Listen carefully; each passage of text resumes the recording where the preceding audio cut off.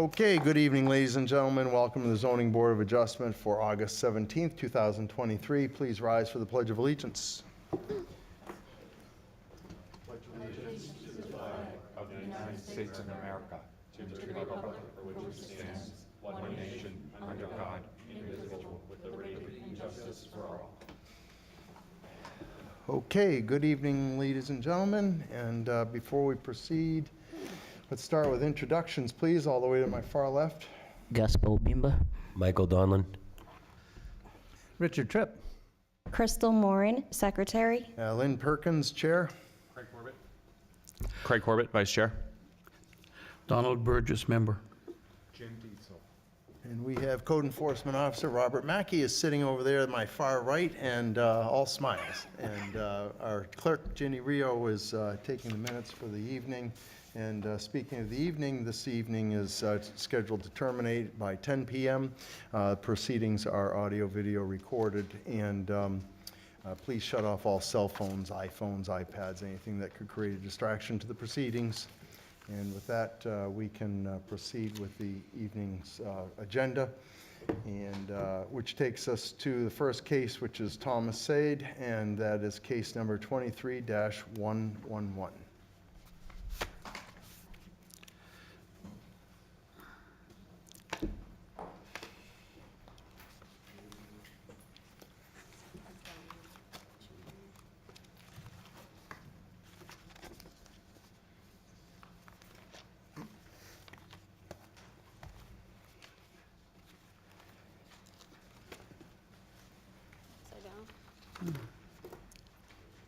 Oh, there we go. All right, well, good evening, congratulations. Looks like you had your title or deed cleared up. Yeah, last time we were here, we had a problem with our title. We got that all squared away now. Okay, good enough. So our protocol is to ask you to read your application as it's submitted for the record, and then we'll let you elaborate and give you some time to put things into your own words, and we'll have discussions back and forth, all right? All right, so I'll start with my letter of explanation. I think you have a cover page for your application for variance, and then the 5 criteria. Right here, first page. That's not the same wording. Well, variance to the terms of Article 6, Section 165-48. My name is Thomas Saad. The address is 182 Island Pond Road in Derry, New Hampshire. Telephone number 603-475-7088. Owner of property the same, mailing address the same, location of property 182 Island Pond Road. Proposal, construction of new home behind existing home at 182 Island Pond Road in Derry, New Hampshire. And that drawing over there is the basic plot plan with lot lines and the setbacks. And just for the record, all board members have a copy of that plan. All right, I'm gonna move on to my letter of explanation. So you have your 5 questions? Yep, Yep. go those next. Yes, please. Okay. The variance will not be contrary to public interest because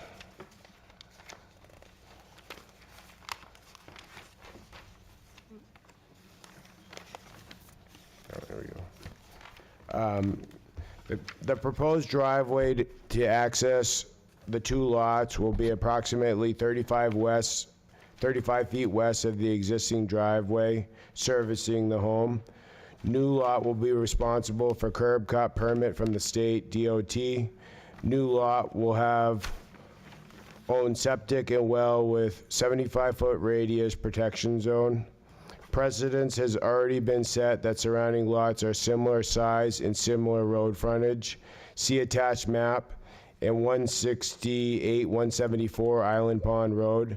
Additionally, the new lot will generate additional funds for the town of Derry, New Hampshire. Just to add a little bit to that, 168-174 Island Pond Road is literally a couple of houses down from me, and it's a similar look to that what I'm trying to do. So we'll let you come back to that. Just stay with what you've printed for us. Yep. The spirit of the ordinance is observed because 200 feet frontage is currently required by town. The existing frontage is 188.5. Surrounding properties have set precedents. New frontage is only 12 foot short of current requirements. Moving the drive will not impact neighbors since precedence has already been set at 168, 174 Island Pond Road. We will provide maintenance agreement for the new driveway. Question 3, substantial justice is done because. Substantial justice is done because precedence has already been set with the surrounding homes. See 168 Island Pond Road and 174 Island Pond Road on attached map. Question 4, the values of surrounding properties are not diminished because the proposed new dwelling will have 6.1 acres of land.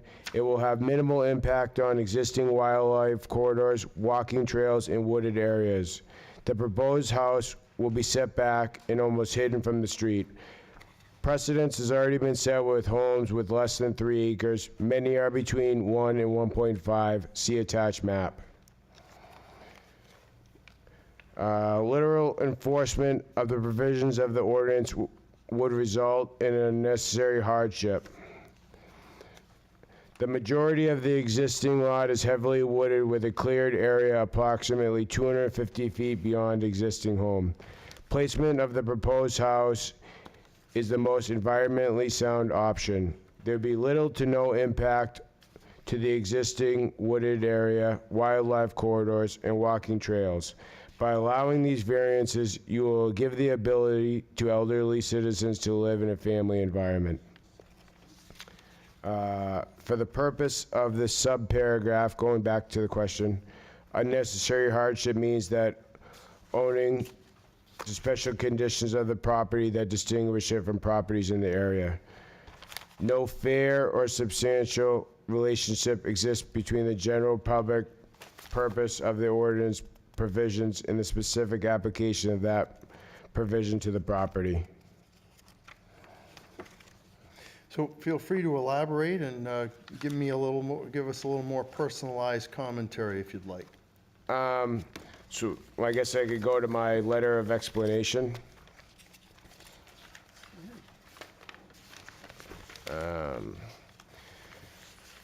So my name is Thomas Sod, and this is my wife, Allison. I closed on my home on 182 Island Pond Road just a decade ago in November of 2012. The home that I closed on was unlivable from inside and out. I took pride in purchasing this lot and using my own hands to turn it from what it was to what it is today.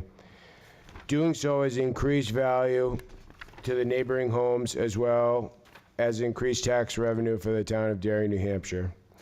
During my time here, I've gotten married, I've started a family, and I became very close with my neighbors and started a successful business, Treeline, which is also located just a few short miles away on 92 Rockingham Road in Derry, New Hampshire.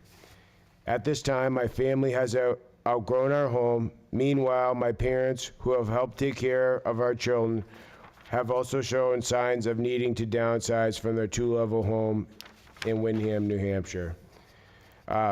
From the last time I was here to now, my father suffered a stroke, and he's currently recovering and making progress, but the main reason why we were looking to do this is that we could get my parents closer to me and them vice versa, and we're anticipating that he's going to need additional care after he leaves the hospital. So it would be nice to have him close by.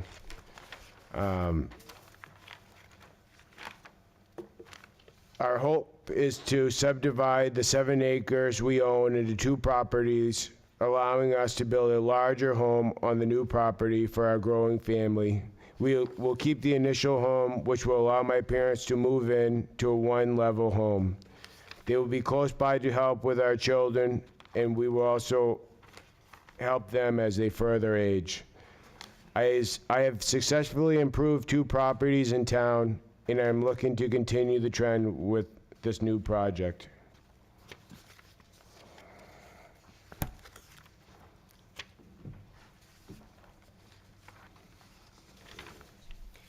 I did want to note that we have a typo on the abutters list. The first tax lot is actually 168 Island Pond Road that we keep referencing in our messaging here.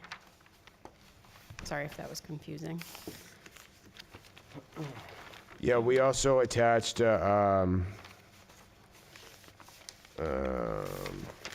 basically an aerial shot of a lot of the abutting lots. And as you can see,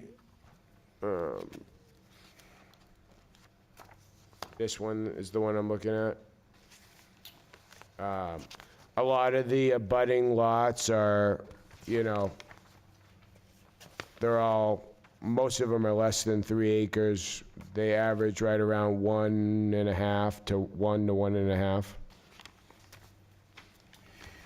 Which, I'm looking at this map. and Yeah. Is that what you just showed us? Yeah. But you look like you have an enlargement of that. Oh, no, this is what we have up there, what I have right here. Yeah, this is our lot. This is showing the plan for the driveway Okay? and the subdivision of the lot here. I don't have that copy. I need this. Can I borrow this for a minute? Okay. Yeah. Do you have this one? The tax map? This Is that what you tax- have? I have, Oh, this one? I have this, which is, Yeah. I have a couple Just- extras. So bear with me here. So you're at 182, but you're referencing 168 and 174. Are those to the left and right of your parcel? The ones that we're referencing is this lot down here in the corner. Basically, what we're referencing, the precedence has already been set with they have inadequate frontage in accordance with the zoning. Okay. So basically, what we want to do is what's already been done. Yeah, so one of the things that happens with zoning and changes and updates in zoning is an involvement based on need and function of the community, usually established off of the master plan, and that acts as a guide for where the zoning ordinances and their developments are going to go. Just want to note to you that your answering to the 5 criteria is relying on precedents. But land use is not like criminal or civil law, where precedents in one area of acreage or land similar to another, precedence is not necessarily, and actually is not a case for relief from one case to the next. Typically, because geography plays a heavy point in land use and its development. So I just want to point that out to you, that you're relying heavily on precedents and referencing the lots 168 and 174. Back to my opening, and the involvement of zoning. The zoning change occurred in 2003, and that was to increase space in and amongst areas. So your precedence argument on that, in that regard, is that at one point, these frontages may have met the criteria, but they don't meet the criteria now, and you have to go back to what would be deemed as the spirit of the ordinance. And the spirit of the ordinance is, what was the intent of the town and its development, its community, and what was it trying to achieve? It gets kind of complex just to simply rely on precedents and relying on that history that is being looked at as you're presenting this application. You follow what I'm saying? All right. I'm going to leave it at that for a minute. I needed clarity on which lots were which, because I don't, the map you showed, this is the one I have. I don't have the one that you presented, but Mrs. Moran does, and perhaps mine is buried in amongst other paperwork. No, right now I deciphered what I needed, so I'm good for right now. Let me open the questions up to other members of the board who would like to speak. Anybody first? No, thank you, Mr. Chair. Mr. Tripp? Thank you. You mentioned that you're going to subdivide this plot of land.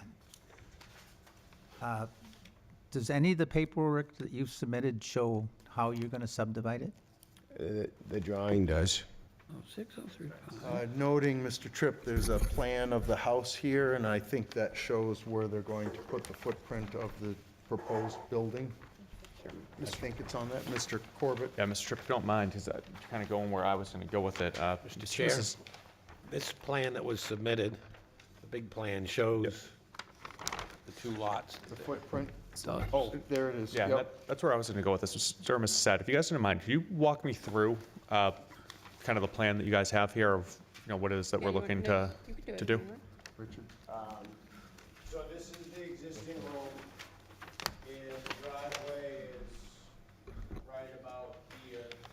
And what we're gonna be doing, or what we would like to do, is put a new driveway, so delete this curb cut and have a conjoined driveway right here. And this will lead back to the new house.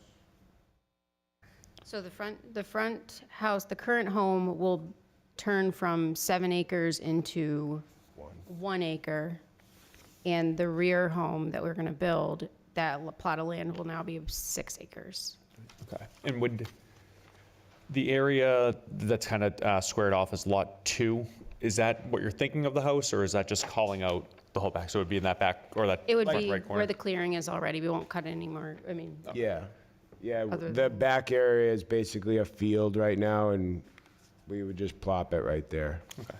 And then where I was confusing myself, and I think it's a me thing, it's going further past the trees. That's all still, yeah, that's all wooded area. Okay. That's the walking trails that we reference in the letter. All the neighbors use them to walk their dogs and stuff.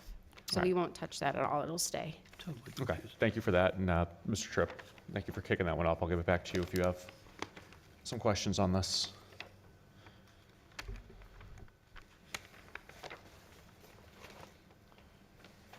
So the one lot is going to be 2 acres plus? The front lot? The front lot is 1 acre. The old house and old, like where the existing house is, that will be 1 acre. And then the new lot in the back with the new proposed home would be 6.1. But most of that will be wooded area that won't be touched. Noting you have cleared the area, it looks nice, but is that whole area that you've cleared down behind, is that all the acreage or not all the acreage? No, it So- extends much further beyond there. Yeah, basically you can, You can see the clearing yeah, in you the can photo. see the clearing on the photo, and it's actually, it looks like trees, but it's shadow. Yeah, this is all clear right here, and the rest of this is all wooded area. And it leads up to Ballard Pond back there. Okay. Okay. Mr. Tripp, you all set for now? So I have one piece of paper here. It looks like it's a subdivision plan for the one lot. Is there any wetland on this property? I believe so. I'm like way back. I mean, we abut Ballard Pond, which is, So is it delineated on any of the paperwork you have? I know we're pretty far away from it where the new house would be. Well, so there is wetland and it's delineated on some of the paperwork that you have. It might be on an old plan on this one. Yeah, it's right this is there. way- Prime wetland. Yep. Yeah, it shows it on an old, Yeah, so this, just to explain, this is when the homeowner that we purchased this home from, they subdivided they own the 2 lots, neighboring lots, and they subdivided the property to create those 3 homes. Do you understand what I'm saying? This, This is an old Those are the ones that subdivision. are on Island Pond. correct, yep, So there's 3 homes pretty much toward the front of the yep, lot. And there's one on the left, one on the right, and then there's the big lot, which you Yeah. were hoping to subdivide. correct. Right. So when you're subdividing the lot, it looks like the back lot is going to have only like 40 foot of frontage? Is that correct? Yeah, Okay. And the other lot's going to have about 180. well, Yeah. 180 minus Well- 40. 180 minus 40, all right. 130. But they're gonna have a conjoint driveway. You're doing a separate curb cut for the new proposed home. Yeah, but they'll share the same curb cut. Okay, so you don't have to have a new curb cut? I believe it's being We moved. do, Yeah. We're gonna do a new we would do a new curb cut, see where the 40-foot is on, that's where the new curb cut would be. All right. Admittedly, that map's hard to follow from this distance, but no, it's fine, because you give a reference that I can take a look at, and perhaps the board can as well. But I'm hearing conflict, because you're indicating that you have to do a new curb cut, but you're also saying that the driveways are going to be conjoined. so the answer is yes, there will be a new curb cut. Okay, so you're going to have 2 separate driveway entrances.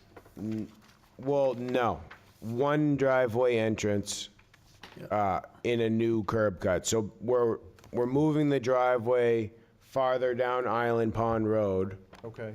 I think, what did I reference, like 35 feet Yeah. or something I like see. that to the So left? you're actually expanding the cut that's there now and combining the 2 entrances as one. I'm gonna delete the current curb cut from my existing home It's a new one. and do a new one to the left of it. Okay. So, so there won't be 2 curb cuts in less than 200 feet. Okay. Mr. Tripp, you follow that all right? That's, 'Cause that was kind of to your question. that was kind of my question is, follow that how one. close will your curb cut be to the curb cut on the right-hand side? They're going to there- be one and the same. No, I'm talking about, there's The 2 neighboring, previously subdivided lots, and they have a driveway. Those aren't, those lots, the subdivided lots that are not part of this parcel Okay. are not included in this. Well, I think it may have some influence on how close they can put their So driveway. on Island Pond Road, where I'm at, there's, Island Pond Road has some nasty bends and corners and everything like that. Basically, us moving the driveway to where we're proposing it's gonna benefit too, because there's a blind hump. So you're working to sightline. Yeah, Okay. Okay, And- thank you. And so we keep going around in circle and, yeah, basically, we're doing that, so we're not adding additional curb cuts to Island Pond Road, and we're increasing sight distance too, to blind corners. okay. All right. So you clear there, Mr. Tripp? I'm sure someone else will ask a question that Well, clarifies. no, I'm not being condescending. I just want to make sure that you have your point answered, and then we'll move on. We can come back to you. Mr. Donlin or Mr. Obimba, either of you have any questions? I do have a quick one. Do you know the approximate time when this lot was subdivided into the 3 originally by the previous owner? Sure, I could probably the find it in the 90s, deed, I but think. just a decade is okay. Well- Yeah, Not it was in recently, an- right? 1993, 93, awesome. Yep. And it was the lot that you referred to as 168. Previously, it looks like that's been subdivided into some small lots on Island Pond as well. Are those all kind of similar in age of the homes? That was subdivided. Where? Cassie's, 168. I was originally going to ask Mr. Mackey, but The one you're referencing all the time. Was this once one lot and they subdivided? We're not I don't sure. know 100%, but I would assume so. okay, thank you. Mr. Bimba? I'm all set. Mr. Burgess, you all set? So what we're talking about here is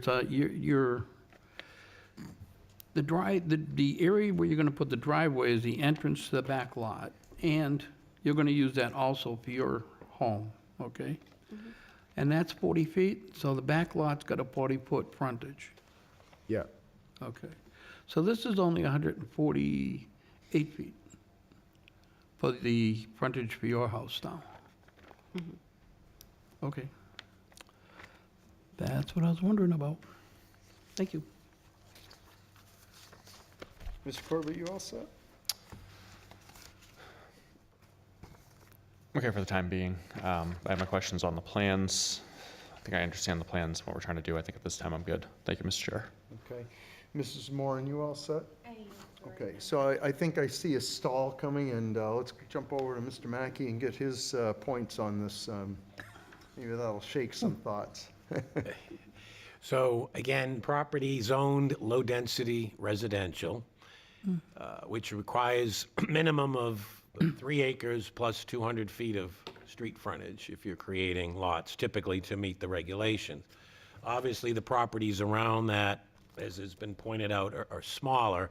Prior to the changing back in '03, that area, as well as most all the residential area in the town, was zoned general residential. Basically was a 1 acre requirement with 125 feet of frontage. So that's why if you drive around, you certainly see a lot of lots that are basically, I guess, pre-existing non-conforming, because that's what the requirement was back then. Again, the proposal here is to take that 7 whatever acre lot, they want to carve out a 1 acre lot for the existing home. That will have 148 feet or so of frontage, and then they want to create a 40-foot frontage that will go all the way back along that lot, and then service a house that they want to build out in the back.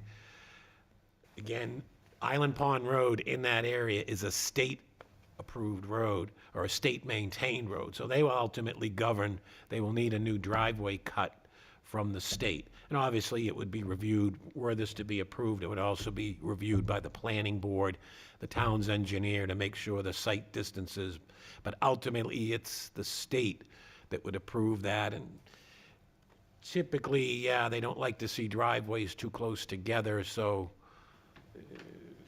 if you notice, like going up on the bypass, you'll see a lot of houses up there that are served by, two dwellings served by one driveway, and that's generally because the state will limit the amount of cuts that you can have. But again, ultimately, that'll be up to the state. The intention here, as I hear it, is to have, again, one driveway, to eliminate what's there for a driveway right now to the existing home, and move that down to improve the sight lines, and then have one common driveway entrance that'll go in and then split to the two dwellings, one going out to the back to the new house and one feeding the existing home.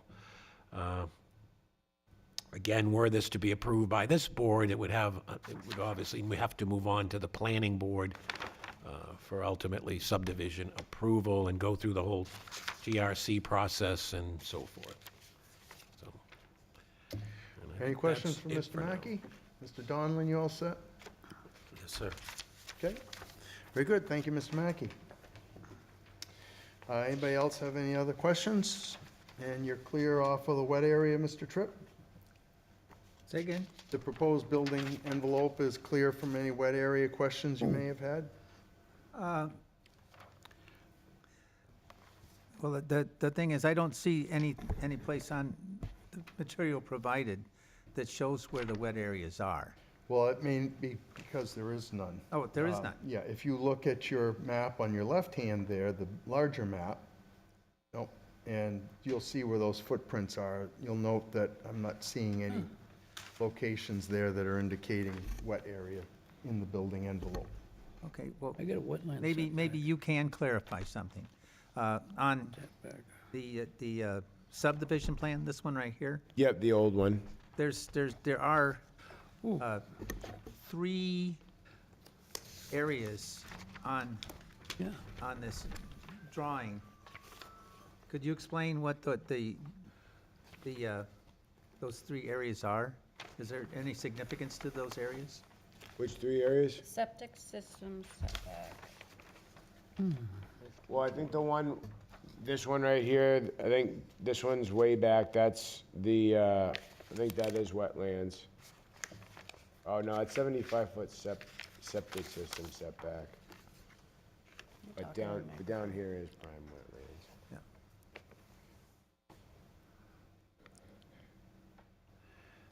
They're a Yeah, wetland. we don't,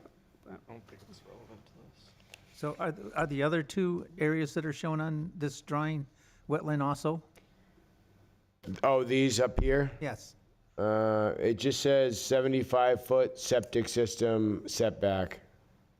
All right, well, I couldn't read it because Yeah. I'm old and this Yeah, is often. yeah. well, it's hard to read. Sorry. I think the only wetlands are down by the water. That's the only one referenced on this line. The area is fairly elevated where you're proposing to build, am I correct? Higher Yeah. ground? Yeah. So- But Yeah. It's designated as that, so I assume Got it, okay. All right, And well, I thank you think very much. that's probably prime wetland, am I correct, Mr. Mackey? I think way in the back, certainly, well, depending on whereabouts on Ballard Pond, there is some prime wetland back there. it's on a plan. Generally, I before can you get to hardly the read it. dam, but out towards the mill is not Yeah. prime wetland. So it's probably 200 feet, am I correct? Yeah. Yeah, okay. all right. It does look like, just looking at this map, that there are maybe some pockets of wetland there, that they're showing a 75-foot septic setback, because that's the state requirement. With a little pocket like that, it would probably be a 30-foot building setback if it actually is a pocket of wetland. Got it. Okay, thank you. All right, thank you. All right, so I think we've cleared up the questions that have been asked, and folks, you're welcome to add anything that you'd like at this time. We'll make a call to public for any input there, and of course, you'll have an opportunity to rebut anything that's made, any comments or support, all right? Yeah, I guess our intention with this is obviously, like we mentioned, to move our in-laws. His mom's actually here. To move our in-laws into the home that we currently live in and build a new one. And obviously, we know that's not going to be the now always. It's going to change. So our plan is to then rent out the home to someone, keep it the way it is, find someone else that needs a smaller one-level home, and have them move in there. But we plan to have our home that we're building our forever home. And understanding the way this is shaping up right now, you've got you're creating 2 lots. Both of them now are non-conforming, right? And I've explained the precedents in regards to land use. So the abutting properties don't necessarily give you a free pass, but now you're creating two lots that are both undersized and non-conforming. All right? All right. Let's make a call to the public. And at this time, we also have public remote access. That's up on the screen now. And Mr. Corbett, you're welcome to read those numbers for us.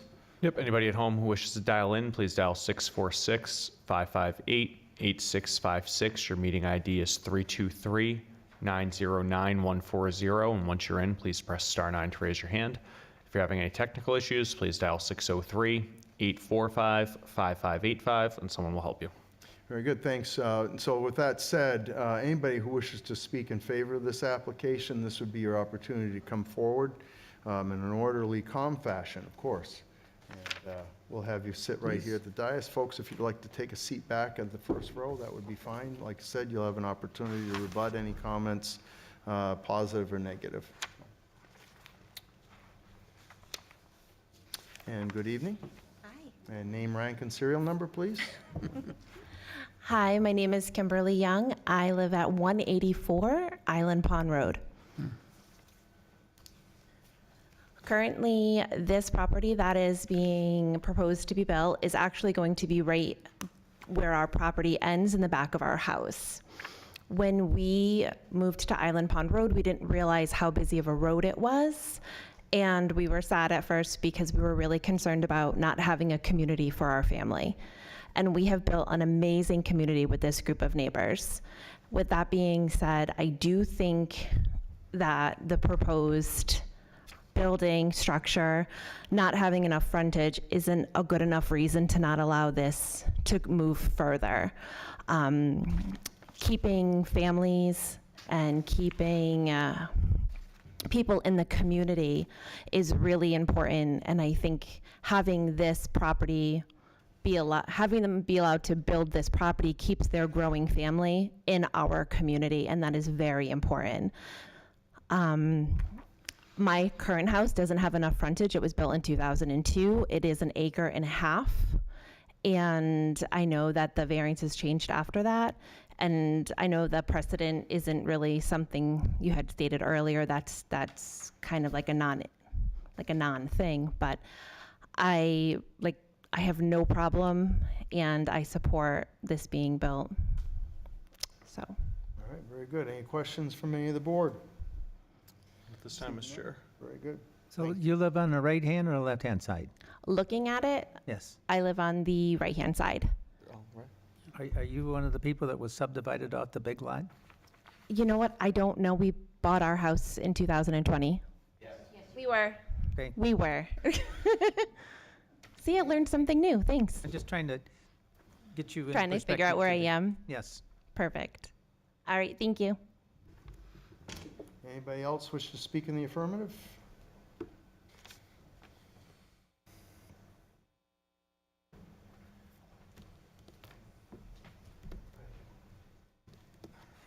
My name is Joe Ciccarelli, and I live at 163 Island Pond Road. The numbers don't necessarily fall in order. I'm directly across from the property in question, as well as the houses on both the left and right. You know, I just wanted to speak to, I understand that the footages may not be correct as far as the zoning and different things go, but I don't think it would impact, from my viewpoint, anything. Tom and Ally have been, I've lived here for about 7 years. They've been outstanding neighbors. They're wonderful people. They're just trying to hold their family together over there. And I'm fully supportive of the project.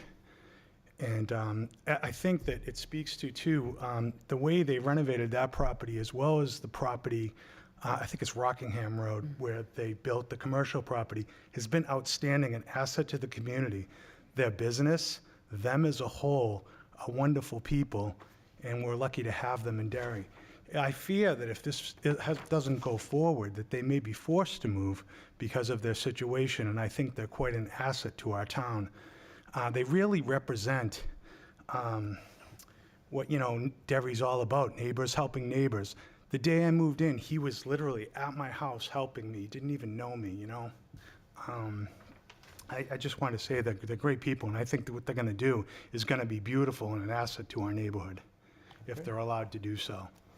I also, one thing I wanted to say too, because you guys had some questions for them, and I was thinking, I've walked that woods behind their home.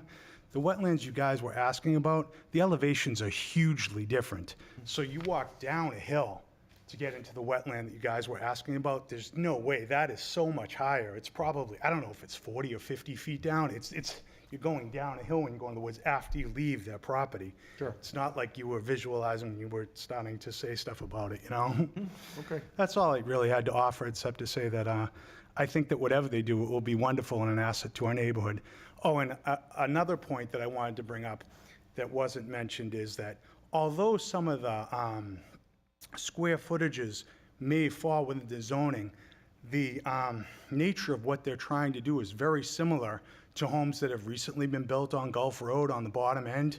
Now, maybe those lots do have conforming lots, but the design and basically would be very similar to what they're doing.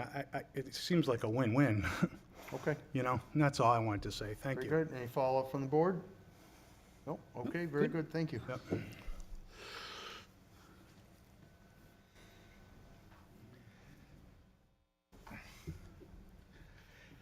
Evening. Rich Graham. I live at 186 Island Pond Road.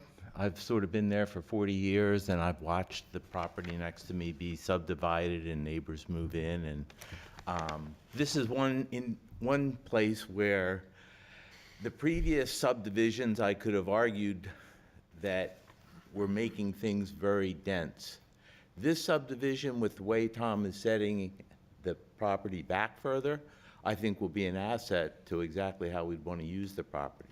I share Tom's almost his entire eastern border all the way back to the wetlands, and both our properties abut Ballard Pond. And technically, the property goes out into the middle of the pond to the old stream bed, but the amount that we can use has been set back for wetland reasons. And Tom is well away from that area. We have trails back there. We cooperate. We both walk on each other's property. We both use all the trails. It also abuts my property, abuts on the east side. It abuts the Gunther property, which is the horse farm there that has an extensive property on both sides of the road. Some people may be familiar with that. And we all have a very good relationship. It's a good community. And I think it would benefit the community both of our neighbors and the community as a whole. I think you've heard that, you know, Tom is certainly a building business owner in town, and I think that needs to be taken into consideration. He's helping the town grow, and I think grow in the right way. And there's plenty of area back there. I would be the one that would normally speak against it because I like low density. I bought the property. I've got almost 10 acres. I want it to be low density. These are the kinds of neighbors I want to share it with. Okay. Any Thank you. follow-up from the board? Not this time, Mr. Chair. Very good, thank you. Anyone else?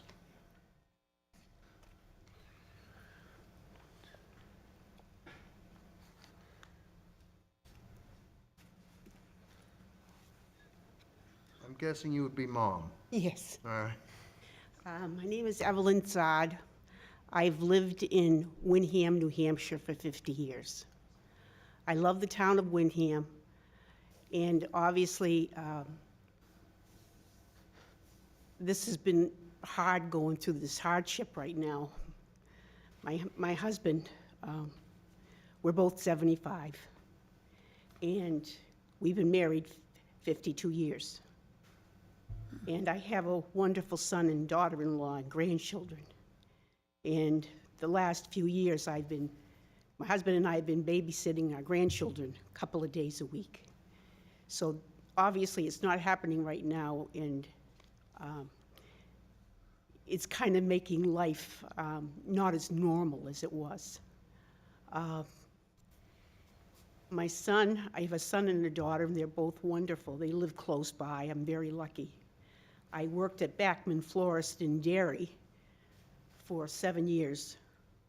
I was just really impressed how Derry is such a family community. I'd see it, you know, at Halloween time at the florist shop. We'd be giving out candy because they'd have, you know, they have parades. They have obviously things going on for the kids in town, and they just seem to be very family oriented. My husband had major back surgery in February, and he came along so great. I never expected him to do as well as he did. And he was starting, you know, he went through all this, you know, weeks of therapy, and he was starting to walk with a cane. And the day that my husband, for the first time, had gone out to drive for an appointment, he had a dermatologist appointment, he went out.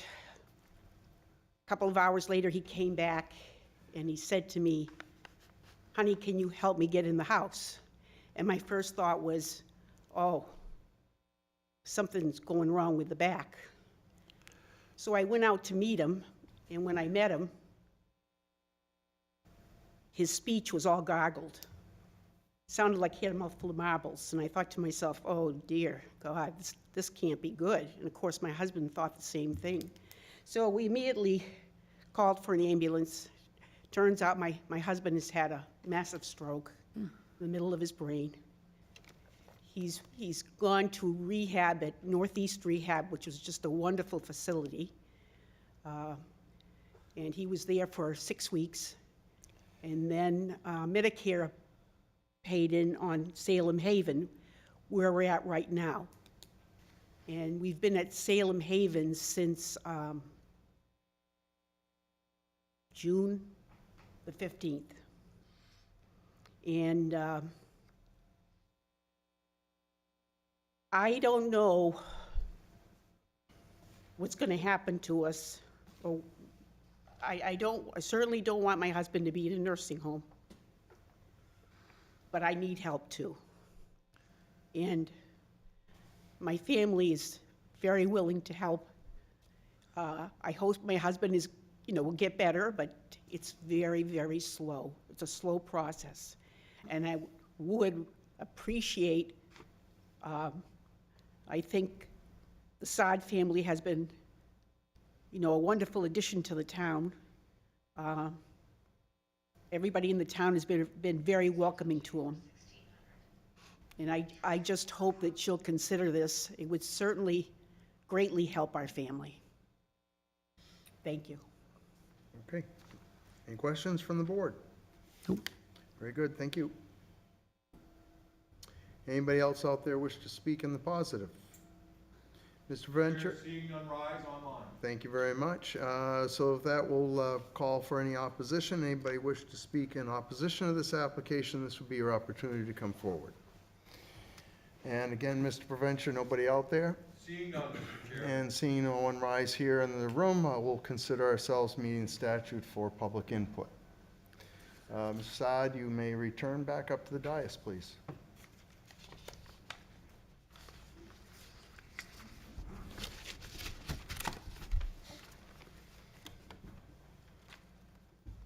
All right, anything you wish to follow up on? No, okay.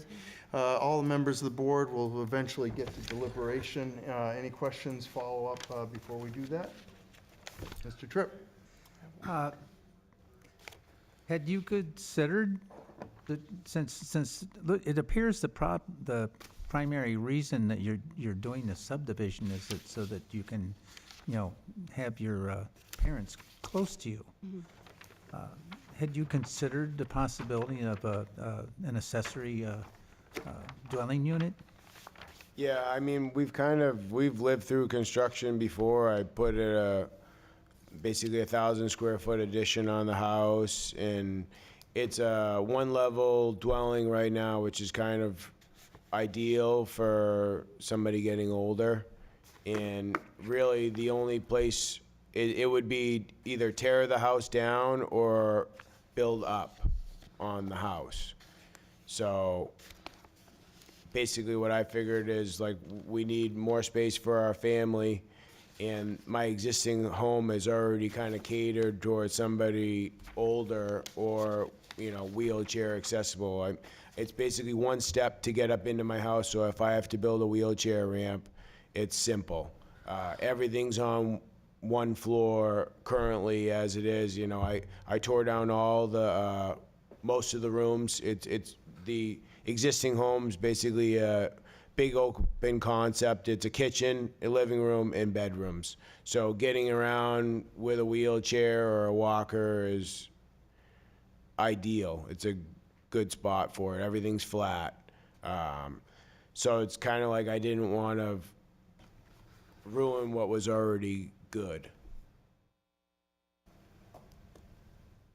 Thank you. All right, Ms. Moore, you're all set? Thank you. And Mr. Corbett? Yeah, I was going to ask nearly the exact same question about the ADU. Mr. Sad just answered that. Okay, very good. And Mr. Burgess? I was just wondering one thing. How long do you think the driveway is going to be? The new driveway? It's gonna be pretty long. I think I'm gonna need like a turnaround or something like that for the fire department. Is that what you were It's getting got to be into? like 14 feet wide plus 2 feet on each side. Yeah, I know, once Plus you the get like turnaround. X amount of feet, you need to have like a turnaround Yeah. for a fire truck. Couple hundred feet? Say it's out Yeah, of our, Beyond the probably something like 150. that. Huh? Probably beyond the 150. Yeah, that's what I'm guessing at. and also out of our purview. Okay. Yes. Okay. That's very good. All right. If the Thank you. board's all set, we can take a motion and go into deliberation. I'll make the motion to go into deliberative. Second. Burgess has that motion, Mr. Tripp has the second. All in favor of that deliberation, say aye. Aye. Any opposed? Anybody wish to lead off? Well, the main thing is what you already said, I think, is that we're taking one conforming property and turning it into two non-conforming properties. But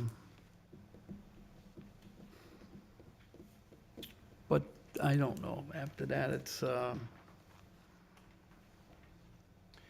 Prior to 2003, the frontage requirement, just a nod, 125. Mr. Mackey, affirmation was 125 feet, correct? That's what he mentioned, yes. If that helps you out, Mr. Burgess.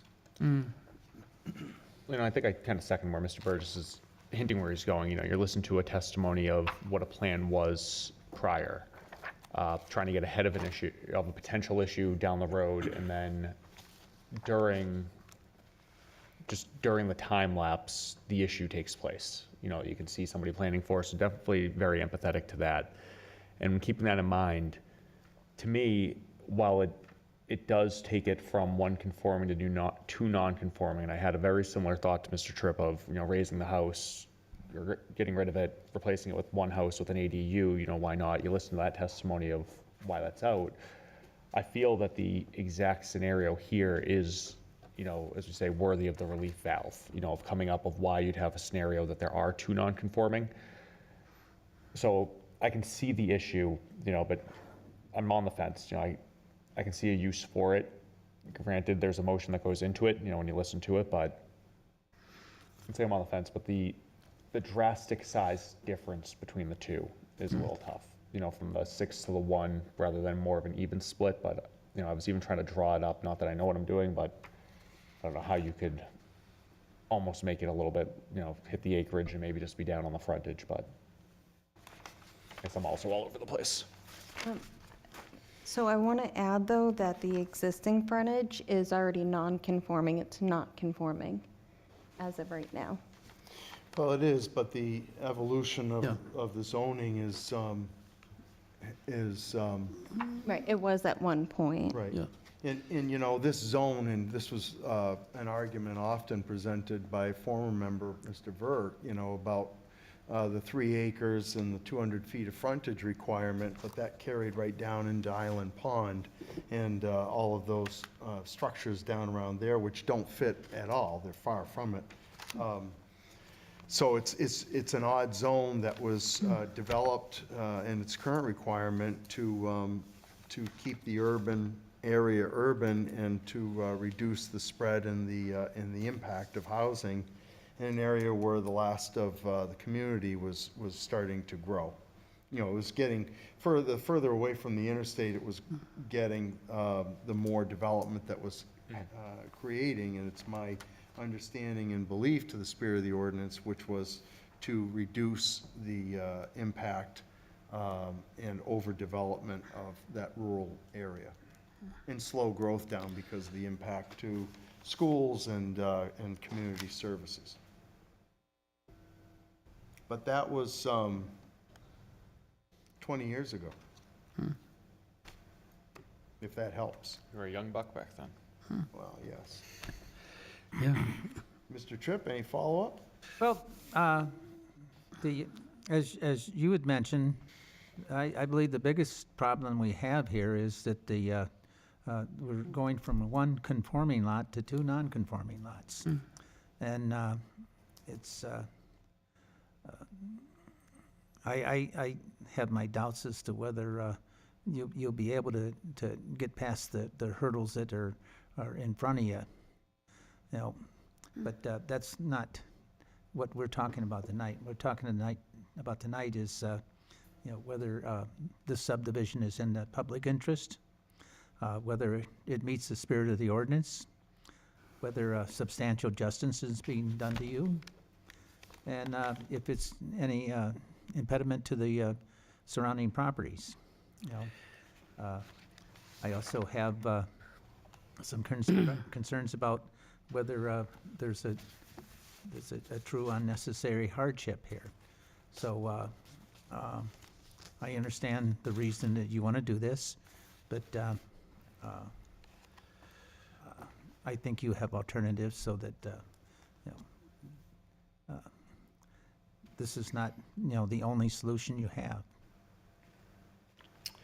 Let's take a look at public interest for a minute, and you just kind of rang that bell of a step-by-step process, right? Public interest, is it or is it not in the public interest? The public doesn't oppose it, the immediate public. So where does the benefit to the public lie if this were approved or denied? Let's just say if it were approved, is there a public interest aspect to it? Do you want me to answer that? No, I do not. That's us. I think that as far as the public interest goes, we've seen the trend and the change of, affordable housing within town, and whereas the new property likely wouldn't fall into that category, with the acreage and just the design of the house, perhaps that opens up an opportunity in at some point in the distant future for the other property, to be available for people. I can see that argument that it could have a public interest, although not immediately, because it's already kind of sold, so to speak, but you can make an argument that there would, there is a smaller house there, for a starter house for somebody, for a family. Mr. Burgess, if this were approved, where is the public interest here? Or is there not?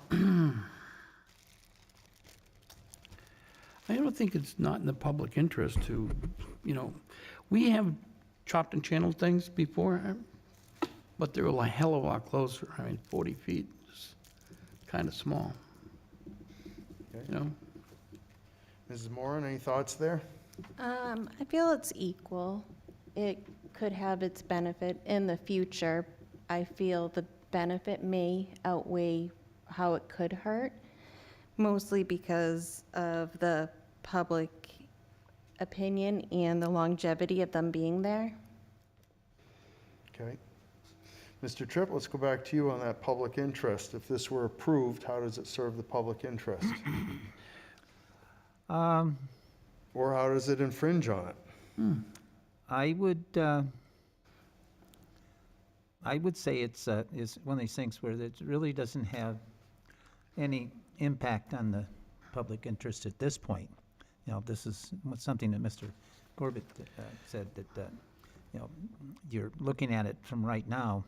If you're looking at it from the future, it might change, one way or the other. I think at this present point in time that there's really no impact to the public interest. I would say it'd be hard to argue public interest aspects either way. If the abutters were opposed to this, I would say that there's definitely an effect of public interest there. But the abutters are supportive of this, and of course you've got to think about, you have to go from, the abutters represent the immediate, and you have to think about the longevity, which this board has done in the past in a good way.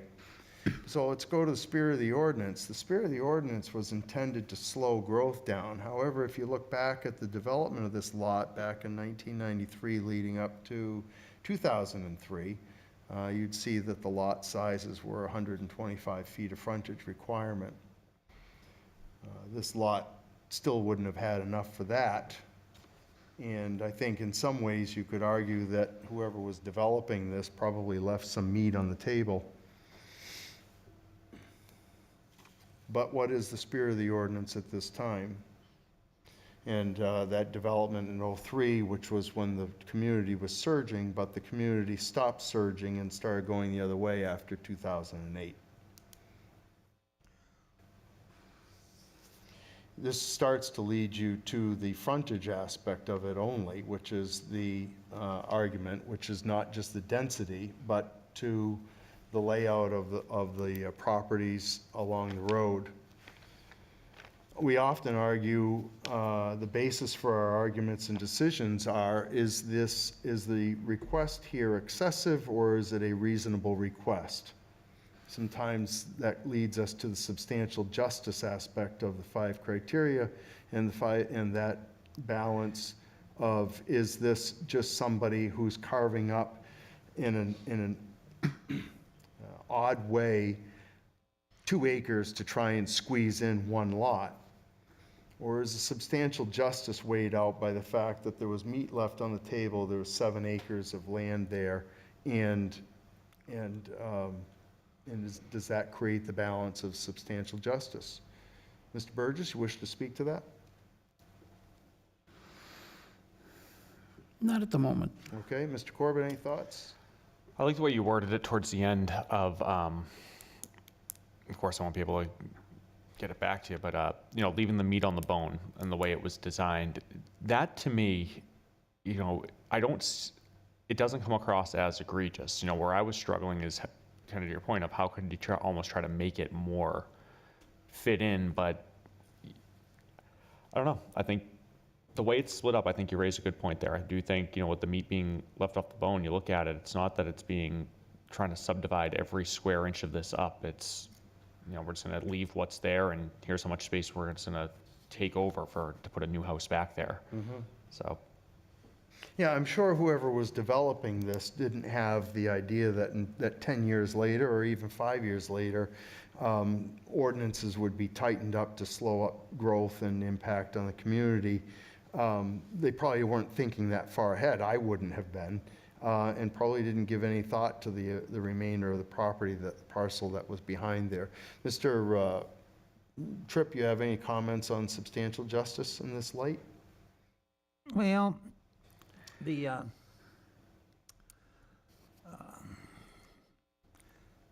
there is, as you said, a lot of meat left on the bone here. And looking forward, you know, when you talk about precedences, I remember other flagpole lights like this, that when they were created, it was just to give access to a piece of property. And, you know, years later, it became 10 houses, you know. Yeah.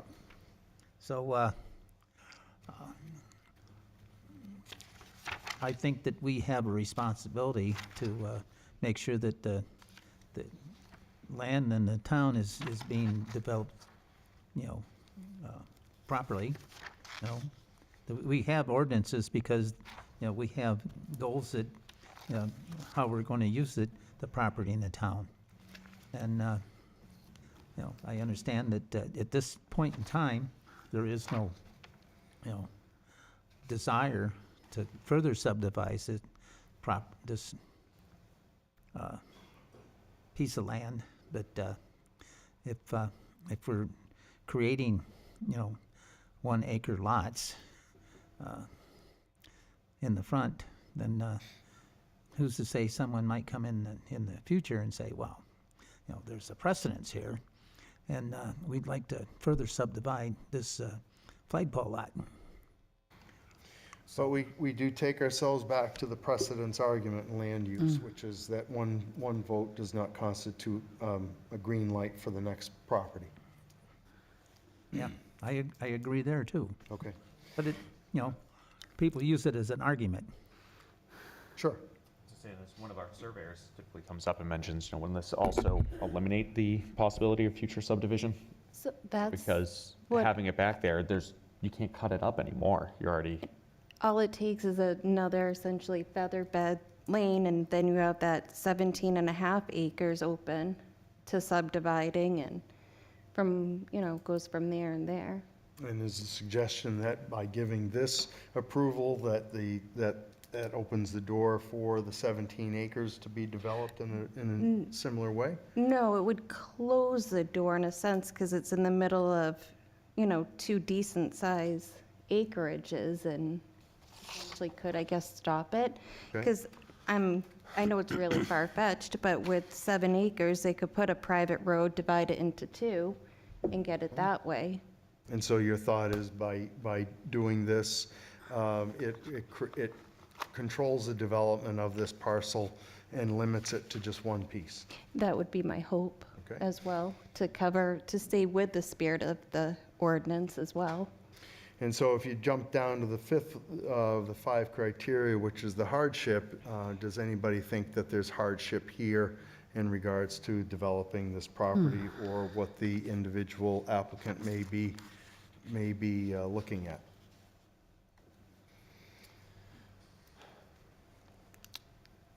What I found the best hardship argument was the question with the ADU as to why allowing the current house with an attachment wouldn't work, and just the difficulties of maneuvering within the house as it is, or in a smaller situation than the as-is house. I felt like that was the hardship that I saw, that without that,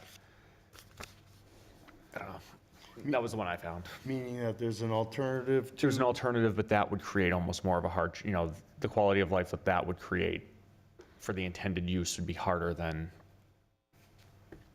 this relief would grant.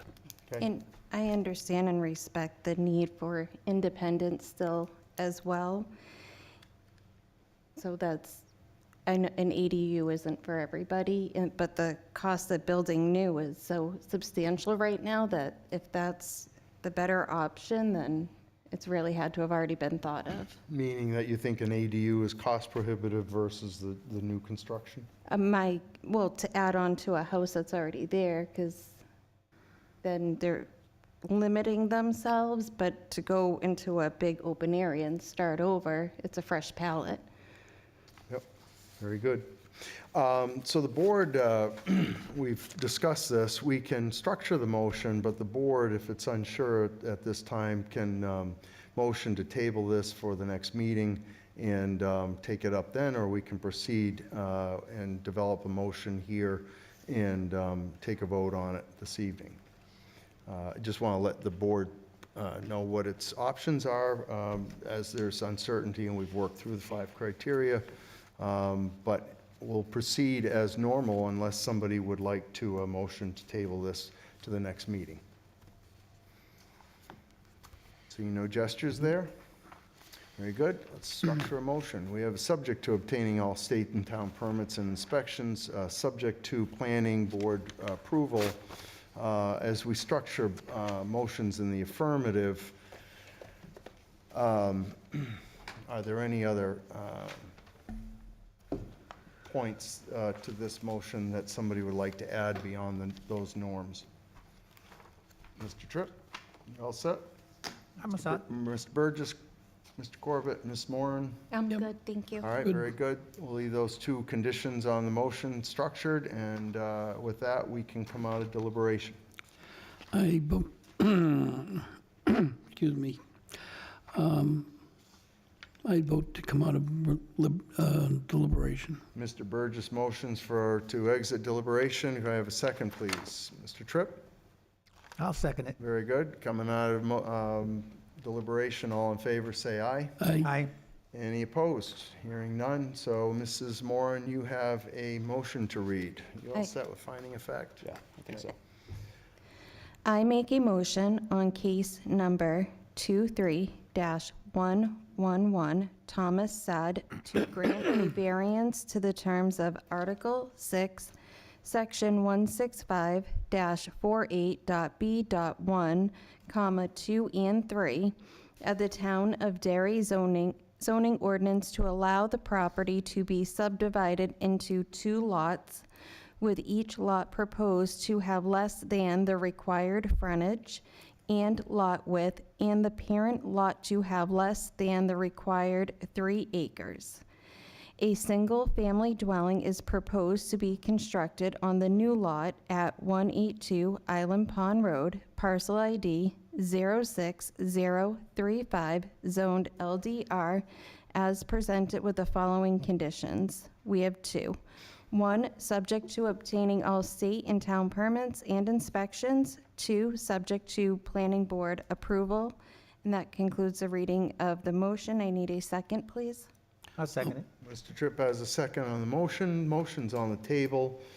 Before we proceed, let's go to finding of fact. Finding of fact for case 23-111.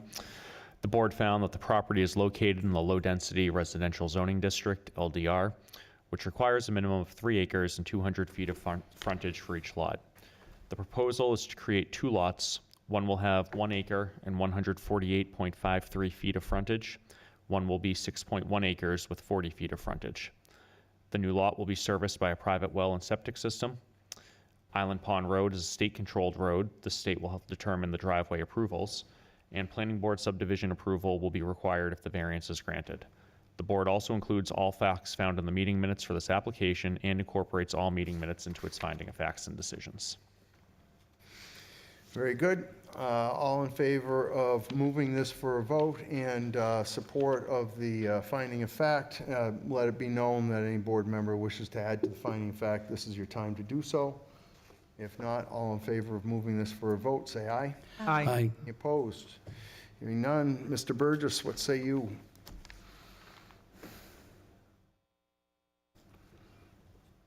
I'm going to say yes. Mr. Tripp? I'm going to say no. I believe that it doesn't meet the spirit of the ordinance. The idea of taking one conforming lot and creating 2 non-conforming lots is obviously repugnant. I believe that they have an option on, why they want to subdivide the lot. So the criteria for unnecessary hardship is not met either. Very good. Mr. Corbett? I vote yes. While I struggle with the 2 non-conforming lots that we create, I do feel that this request is worthy of the variance. Very good. Mrs. Moran? Chair, I'm also going to vote yes. I felt that the spirit of the ordinance, it was a fine line, but then that's also why we're here. Very good.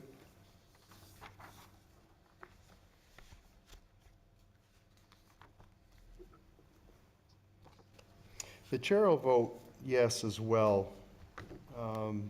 It's a moot point at this point as the application has prevailed.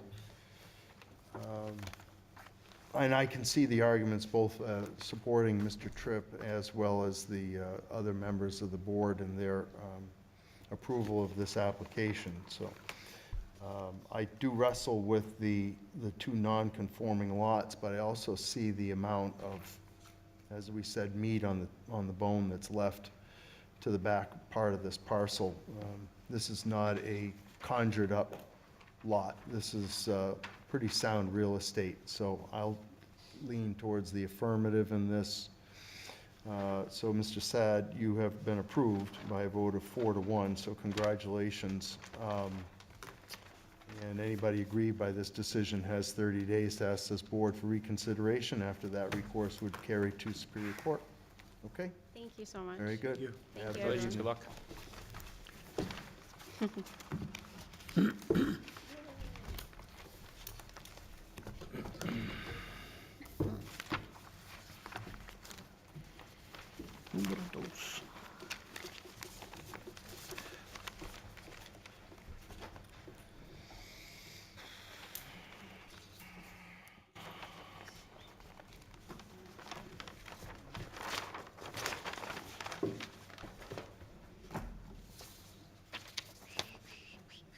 No tension on that one.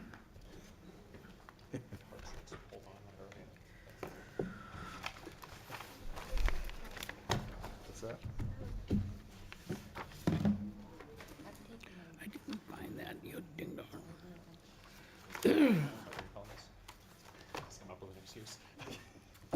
All right, next case is Dalpy Electric LLC, and the case number is 23-121. This won't be half as much fun without Mr. Coffey.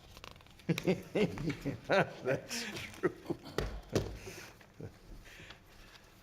Good evening. Good evening.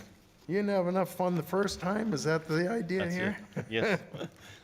Okay. So you know the protocols? Yes, sir. Yeah, so why don't you go ahead and start, and Okay. we'll beat you up the best we can. All right, thank you. I hereby apply for a hearing requesting a variance to the terms of Article 12, Section 165-101.11. Name of applicant is Dalby Electric LLC. Mailing address is 12 Birch Street in Derry. Phone number is 603-548-4771. The owner of the property is Dalby Property Management. Mailing address is the same. Location of the property is 12 Birch Street.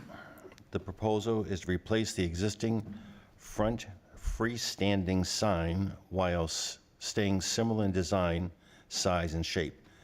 A dimensional change for the message board to 2 foot by 4 foot, double-sided.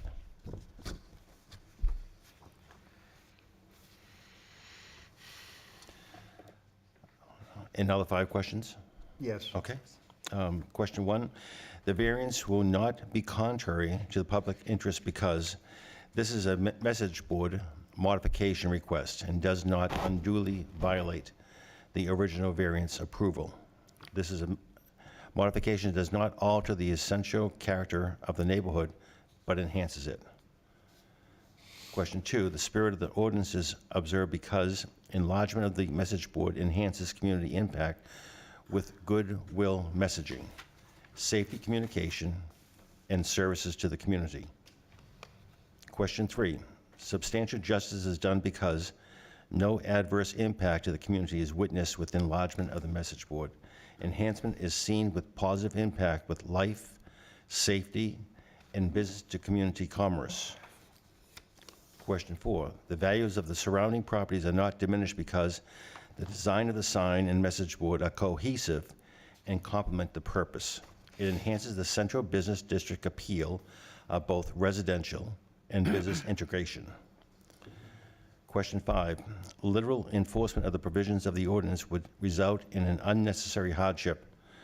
A, for purposes of this subparagraph, unnecessary hardship means that owning to special conditions of the property that distinguish it from other properties in the area. In I, no fair and substantial relationship exists between the general public purposes of the ordinance provision and the specific application of that provision to the property. Hardship is evidently seen in the inability to articulate messages to the community in the form of goodwill messaging and public service. The proposed use is a reasonable one. The proposed use is reasonable in respect of the technological enhancements of the message boards and the proposal intent of the community service and the business relations. B, if the criteria in subparagraph A are not established, an unnecessary hardship would be deemed to exist if, and only if, owning to special conditions of the property that distinguish it from other properties in the area. The property cannot be reasonably used in strict conformance with the ordinances, and a variance is therefore necessary to enable a reasonable use of it. A unnecessary hardship will exist insofar as the community outreach and service cannot be adequately represented. Business recognition of the services and safety awareness to greatly compromise without variance.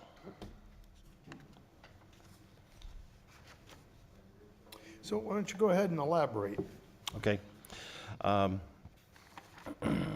So presently, we've done a lot of improvements to our property.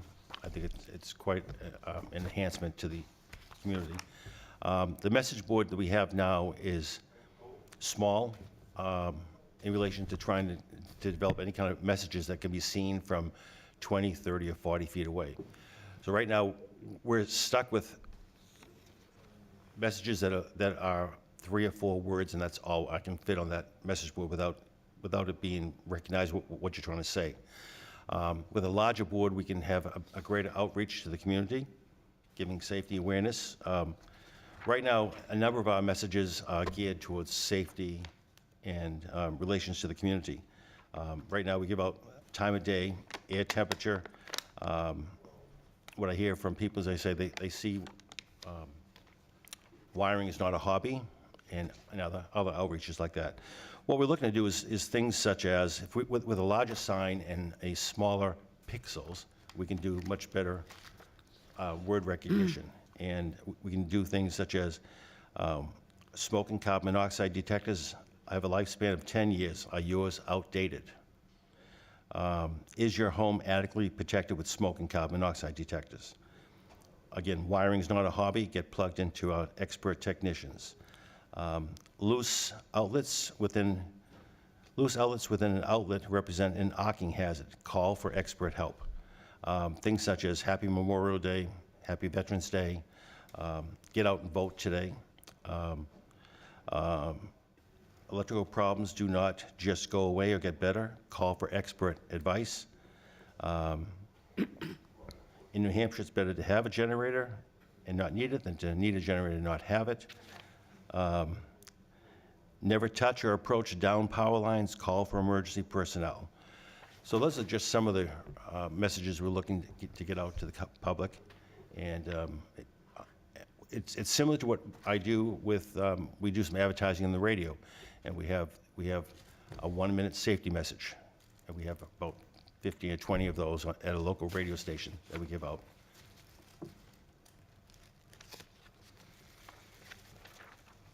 What is the, when you were here before in 2018, why didn't you ask for a bigger sign then? Just out of curiosity. I had no experience with message boards. Okay. And it seemed to me a 1 foot by 3 foot was adequate. Okay. And not having an awareness of the amount of pixels, and unless you have a lot of pixels, you can't have anything be recognized. You can't have more than 3 or 4 words. So it was a process of learning from a mistake. And I'm trying to right this mistake now. Mr. Mackey, I remember when Parkland came to us, right, the first time, they took 2 swings at the bat to get a sign there, right? And I think they went through the same wrestling match, even as far as how to present what that lighting was going to look at and look like. And is Parkland in the same zone as Dalby? No, Dalby Central Business District, Parkland is Office Medical Business District. Same street, though. Yes. Yeah. Got that going. Remember, that was a big part of the discussion at the Well, time. you also have the plumbing place That's right. across Yeah. the street that has a sign. That's where I was going to go. When this one came before us, because I remember this one very well. It was animated on the board, and we even made the papers. But this was the first of its kind on the street. And the fear from board members was that it was going to turn Broadway and downtown into Times Square, which it hasn't. There was a single concern, I think, from an abutter that the sign was near a child's bedroom. There was concern over how bright the lights may be, and I think the message is flashing. To me, what went in, it was really just an increase over a wooden sign. You know, it was just kind of attract a little bit of business to it. Since then, I don't want to speak to them, but since then, between what Derry Plumbing's put in, and I think what some of the other ones on the street have done, still not Times Square. I think everybody has lived up to their bargain there, but you've seen as they've evolved that the first one in is just kind of outdated. Yeah. You know, and I think, so I don't want to speak for them, but that's just my opinion on why it's a little bit bigger. Well, I like the electrical is not a hobby thing. I continue to try and resist that in my own life, but and so far, no major mishaps. Anybody else on the board wish to speak? I am the reason that there are safety messages Okay. when I use my butter knife. Yeah. Mr. Burgess? I do have a question. Mr. Mackey, when we did the one on Wyndham Road, with the other plumber. Daigle Plumbing. Yeah. Huh? Yeah. Daigle Plumbing, yep. Wasn't there a restriction for width from the road? That's 12 feet or 10 feet? Well, typically 10 feet is a setback, Okay, so it's going to be. for 10 any sign regardless. Right, from the road, Correct. correct. So we just have to, I don't know if this is, because I don't know, to remember that the rule was there when we did this one. I know it was changed about the actually, time I we think- got that, just before. Yeah, I mean, obviously, in any replacement, he's gonna have to, were this to be approved, meet the appropriate setbacks. Okay. And part of that is submitting a plan that shows where the sign will sit. Okay. Okay. Mr. Dietzel, any questions? You want? Yeah, I just have a quick question for the applicant. ordinance says that the electronic message center sign shall not be equipped with the ability to adjust the brightness of the sign shall not be greater than 0.3 candles, ambient light. Can you tell me that your sign will adhere to all the... You nod your head, yes. Well, I'm just let you finish. Yes, absolutely. The sign is adjustable. Thank you, Mr. Applicant. I appreciate that. That's all I wanted. Okay. Anybody else down on the left? Mr. Tripp? I was, I have, almost as much experience with electronic signs as, the board does, because when I sat on the council, we had numerous discussions. Now, I believe the sign you have now, that's just a black and white sign? The message board has 3 colors. Has 3 colors. It's not like, I know one of the signs that was center of contention was the Dairy Pizza sign, because it was very bright, it had, many, many colors, and it was a distraction to the drivers, which made it a safety issue. Right.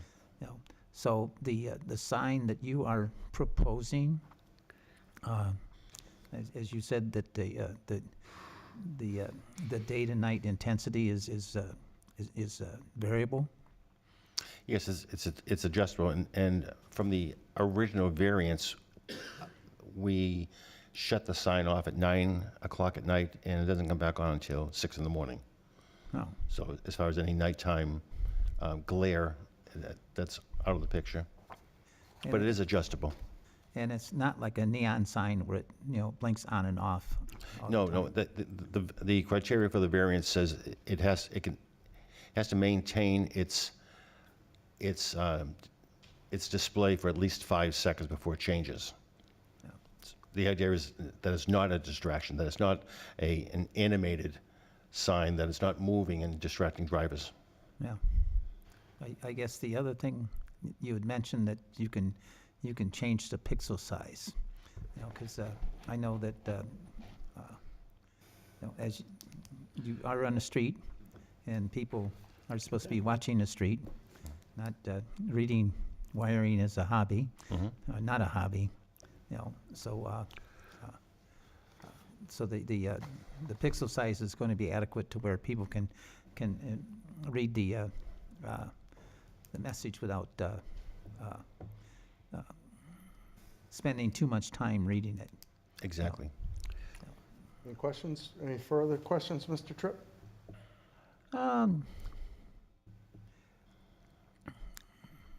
Is there a maximum size of the sign that in the ordinances that you're asking, why you're asking for this relief? Well, let's tell you what, let's jump over to Mr. Mackey. We'll get a staff Okay. report at this time, and that'll probably sum up the candlelight of the adjusting and the size of the sign. Yeah, I mean, as far as your question with regard to maximum size, central business, I mean, like any business, a maximum size for any sign would be 100 square feet. We're obviously not approaching near that. The reason for the request for the variance is because right now, electronic message center signs are only allowed in GC zone, which is, you have central business going up Crystal till you hit about where Sal's Pizza is. Then it becomes general commercial up to about the police station, then it turns to industrial 4. Electronic message center signs are allowed in the general commercial and the industrial 4.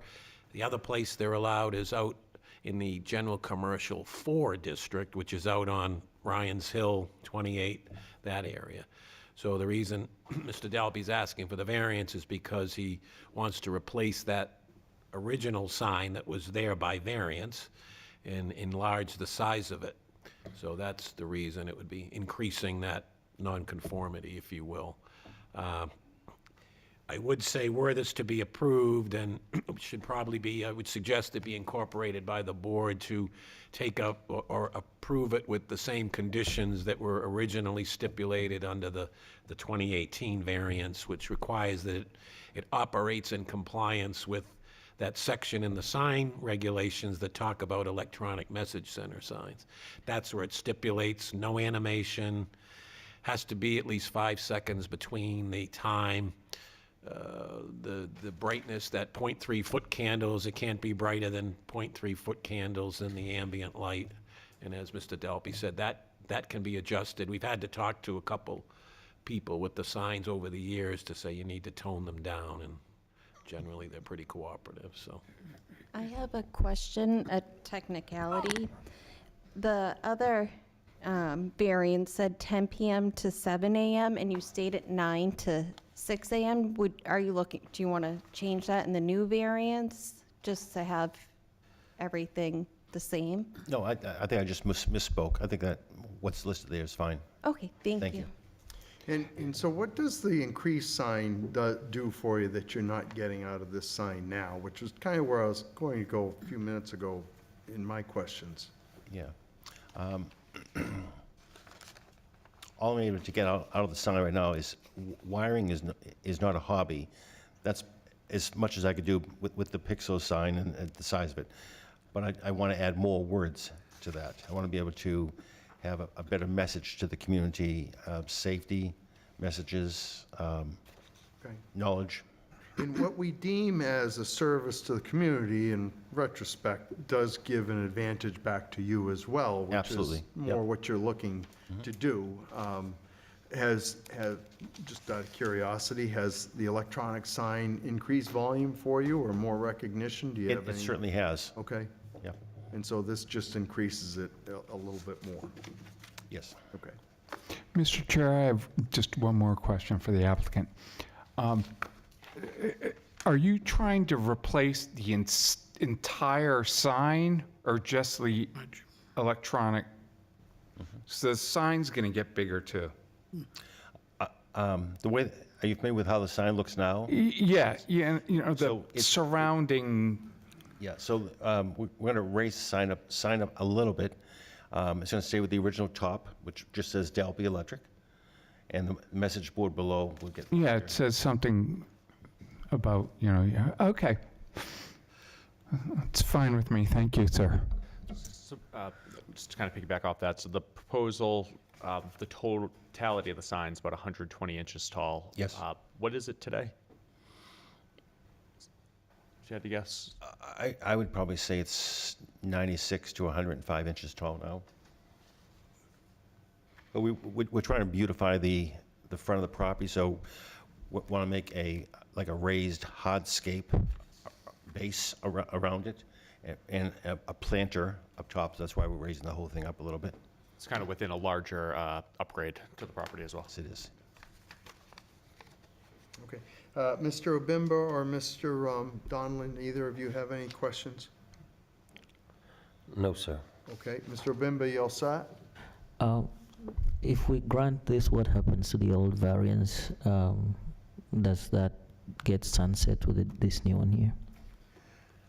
Can you help me there? What, I believe this one will now kind of supersede the previous variance. He's asking what would happen to the old variance. This one will now supersede Thank you. that one. That answers your question? Yep. Okay, very good. Mr. Tripp, you're all set? I'm all set. And Mrs. Moran? I'm all set. Okay, Mr. Burgess as well? You're Yeah. all set? Okay, good enough. Do you have anything else, Mr. Dalby? No, sir. Okay, let's go to public, make a call to public, and let's just see what happens here. Anything comes up, you can rebut, and we'll give you that chance. So we have phone numbers posted on the screen for anybody who is remote that wishes to call in. Mr. Corbett, you want to read those for me? Yep. Anyone at home who wishes to dial in, you're going to dial 646-558-8656. Your meeting ID is 323-909-140. And once you're in, you're going to press *9 to raise your hand. Anyone having technical issues, please dial 603-845-5585. Someone will help you. Very good. That being said, an access given remote to anybody remote Anybody that wishes to speak in favor of this application, this would be your opportunity to come forward. Seeing no one. Very good, thank you, Mr. Preventure. And so likewise, let's jump over to anybody who might be opposed to this application. This would be your opportunity to come forward and speak to that. And seeing nobody rise here in the room yet. Mr. Chair, seeing none online. Very good, thank you, Mr. Preventure. Very good, Mr. Dalpy, you can come back up. You're welcome to rebut anything anyone has said. We try to find some levity in the evening, so. I appreciate that. It might get cheap at sometimes. Sometimes. So at any rate, if there's no other further questions for Mr. Dalpy, we can take a motion, go into deliberation. I'll make that motion. Mr. I'll Corbett second makes a it. deliberation. Mr. Burgess seconds. All in favor of deliberation, say aye. Aye. Aye. Any opposed? Okay. There was some hysteria with this in, I think, 2018 when this case came before us. I think Mr. Corbett has indicated we have not turned into Las Vegas here. The increase in size and height as the drawing in the.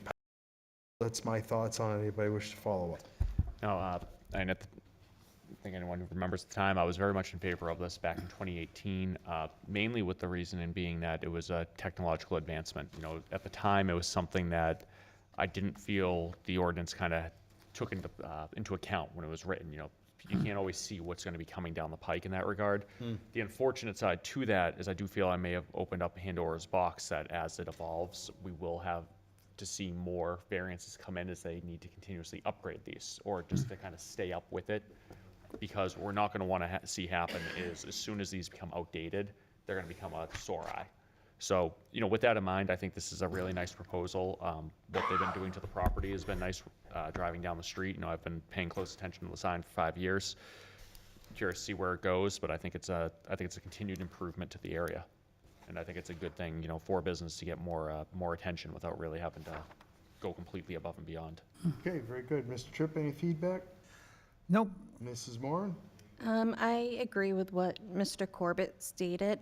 The line of work that he's in, I can't imagine an outdated electric anything would be appealing to customers, so I feel it's important that he keeps up with the times. Evolution of the economics of the community. Very good. Mr. Burgess? Yeah, I went out there today and looked at the sign, and it's old, and you can tell by the pixel. Okay. 19 millimeters compared to 6 millimeters is a lot. It's like you can get three more into a simple space, which is more like a cartoon rather than lettering anymore. So it's quite different. Okay, very good. All right, so let's structure the motion. We have subject to obtaining all state and town permits and inspections. As code enforcement has requested, we will continue to adopt with this variance conditions to the former variance, which is the hours of operation. If I can read them, sure. Oh, if you got them right there, yeah, that's fine. So what we had added, and I believe what we're recommending we add again this time, number 2, sign to be operated within the parameters of the Town of Derry zoning ordinance, section 165-101.11.11a, and number 3, that the sign shall not operate after 10 o'clock p.m. or before 7 o'clock a.m. Did you think I just remembered that from 2018? Honor game. All right, and 10 o'clock is our shutdown time, or was it 9? They said that they typically shut it off around 9, Okay. but when Ms. Moran asked if they would like to do any changes to the time, they said that he may have misspoke, that the 10 to 7 that has been established is what they were following and what they were happy with. Personally, Okay. I'd be okay opening, I think 10 is fine, I'd say slide the 7 a little bit earlier, but if they're okay with these hours, then that works for me. Well, we'll not break protocol and break out of deliberation, so we'll stay with what was already approved, and as the applicant has indicated, that was adequate. Ambient lights as well, and 5-second intervals. Did you read those? That all is within the section 165-101.11a. Okay, so condition 2 could be. Is that? No, I think we have to be specific on that. Mr. Corbett, Mr. Chairman. Yes, sir, Mr. Burgess. As I recall, the applicant said that he usually turns his sign off around 9, but he shuts it off at 6. Okay, this says he's required to not turn it on before 7. AM. I understand what the Yeah. AM and PM is, okay. But he's turning it on illegally at the moment because he's turning it on at 6. I asked the applicant, and he said he had misspoke, that 10 to 7 is what they do. And then we just said we were Okay. entertaining changing the hours, and we just had a whole discussion on it. Okay, I missed it, I'm sorry. But that's a good idea. My mistake. All right, so. Can't win them all. Does, outside of the hours, does the 165, 101.11A cover all the other parameters? Okay, very good, that's fine. So let's make sure we segregate those both on this. And so condition 2 will be, Designed to be operated within the parameters of the Town of Derry zoning ordinance, section 165-101.11A. I'm hitting a roadblock for a word I want. Do you want to say guidelines instead of parameters? No, it's fine. Within the conditions set? Yeah, condition number 2, to follow, there you go, I got to lead into that, parameters.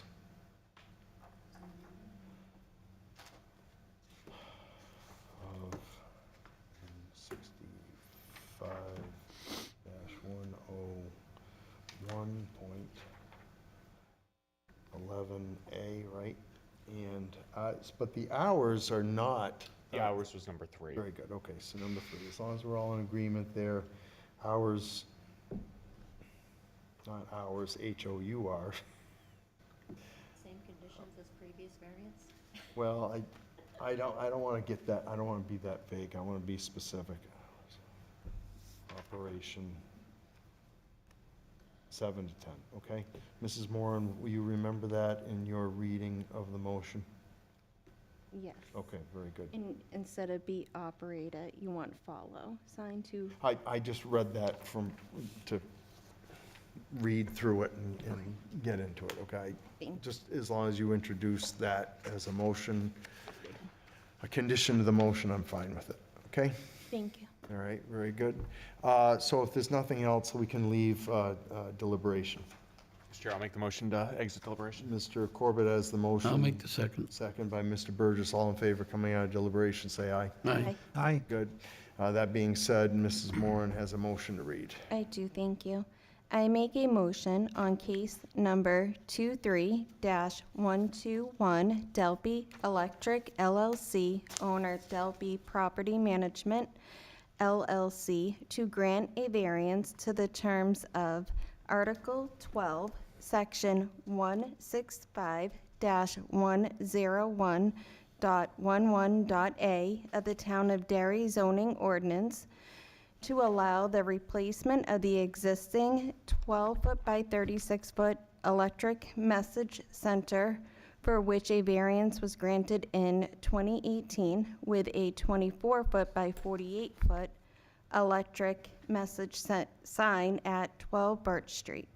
Parcel ID 30180, zoned CBD, as presented with the following conditions. We have 3. 1, subject to obtaining all state and town permits and inspections. 2, sign to be operated within the parameters of the Town of Derry zoning ordinance, section 165-101.11a. 3, sign shall not operate after 10 p.m. or before 7 a.m. And that concludes the reading of the motion. I need a second. Mr. Tripp, you want to help us out? I'll second that. Very good, thank you. That motion's on the floor, therefore, let's read into the record the finding of fact. Finding of fact for case 23-121, the board found that the property is located in the Central Business District, CBD, which does not allow this type of sign. The current sign was approved via ZBA variance in 2018. The electric message center sign must be operated in compliance with the conditions specified in Article 11, Section 165-101.11a. The board also includes all facts found in the meeting minutes for this application and incorporates all meeting minutes into its finding of facts and decisions. Very good. Anybody have anything to add to the finding of fact? Seeing no gestures there, all in favor of moving this for a vote? Aye. Say aye. Aye. Aye. Opposed? Let's take the vote. Mr. Corbett? Vote yes. Ms. Moran? Chair, I vote yes. Mr. Burgess? I'm going to vote yes. Mr. Tripp? I vote yes. Mr. Perkins will make it unanimous by a vote of 5-0. Congratulations, Mr. Dalpy. Your application has been approved. Anybody aggrieved by this has 30 days to ask this board for rehearing. Otherwise, recourse would be to Superior Court. Thank you all very much. I don't expect you'll have any conflicts there. No. I'm going to excuse myself for 2 minutes. Okay. You want 3 minutes? Yeah, I was also going to go. Mr., you got 3? Thank you.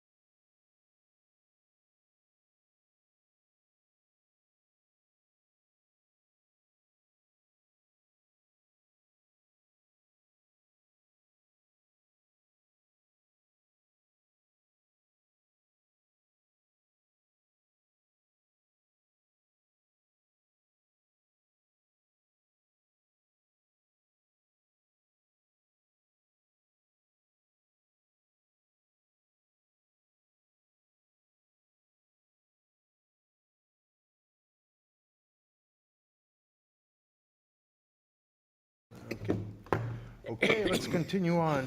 Thank you for the break. And next case is 23-2022, which is Scott D. Boudreau, representing the owners of Martin, oh boy, Pakierkowski and Leanna Newcomb. So welcome, folks, and you are Mr. Boudreau? I am Mr. Boudreau. Your first visit with us? Yes. Okay, so you saw our protocols. We asked that you read the application for the record, stating 5 criteria, and then we'll follow up with, I'm sure you witnessed the mayhem earlier. I did. Okay, very good. Please proceed. Okay. I hereby apply for a variance requesting a variance to the terms of Article 6. Your microphone on? We just asked that you could lean close to the microphone. And, Sure, how's that? Very Oh, good. that's much Perfect. better. Thank you. I hereby apply for a hearing requesting a variance to the terms of Article 6, Section 165-46C, 1A, 2, and 3. I, Scott D. Boudreau, am the applicant, residing in Newmarket, and the owner of the property is Martin and Liana Pakierkowski. They live at 75 Ford Way Extension, and it is tax map 21, lot 29. The proposal is to subdivide tax map 21, lot 9 into 3 lots. All 3 lots requiring a variance from the minimum lot size requirement of 1 acre, and lot 9-1 needs relief from the minimum frontage and width requirement of 125 feet. The variance will not be contrary to the public interest because proposed lot sizes match the character of the surrounding lots in the vicinity. Number 2, the spirit of the ordinance is observed because it is creating additional single-family homes that fit the character of the neighborhood. 3, substantial justice is done because additional housing opportunities will be created while maintaining the character of the neighborhood.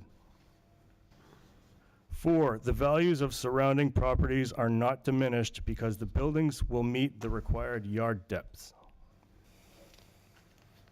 Literal enforcement of the provisions of the ordinance would result in an unnecessary hardship.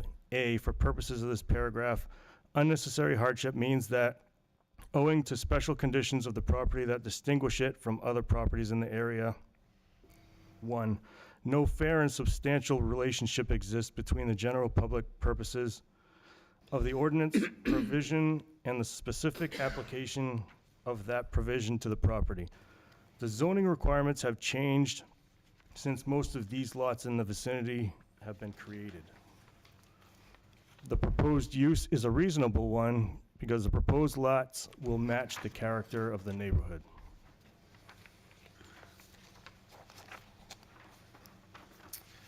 All right. You wish to proceed in your own words? Sure. So this lot's located at the corner of Kendall Pond Road and Ford Way Extension, and it is the last remaining land that was owned by Mr. Earl Warren, who subdivided all of the surrounding lots in the 60s. There's quite a bit of land there. It's just under 2 acres. It's 1.83 acres. And the Pakierkowskis would like to subdivide that into 3 lots, matching the character of the surrounding lots. Anything else? Nope, not at this point. Okay. Anybody have any questions?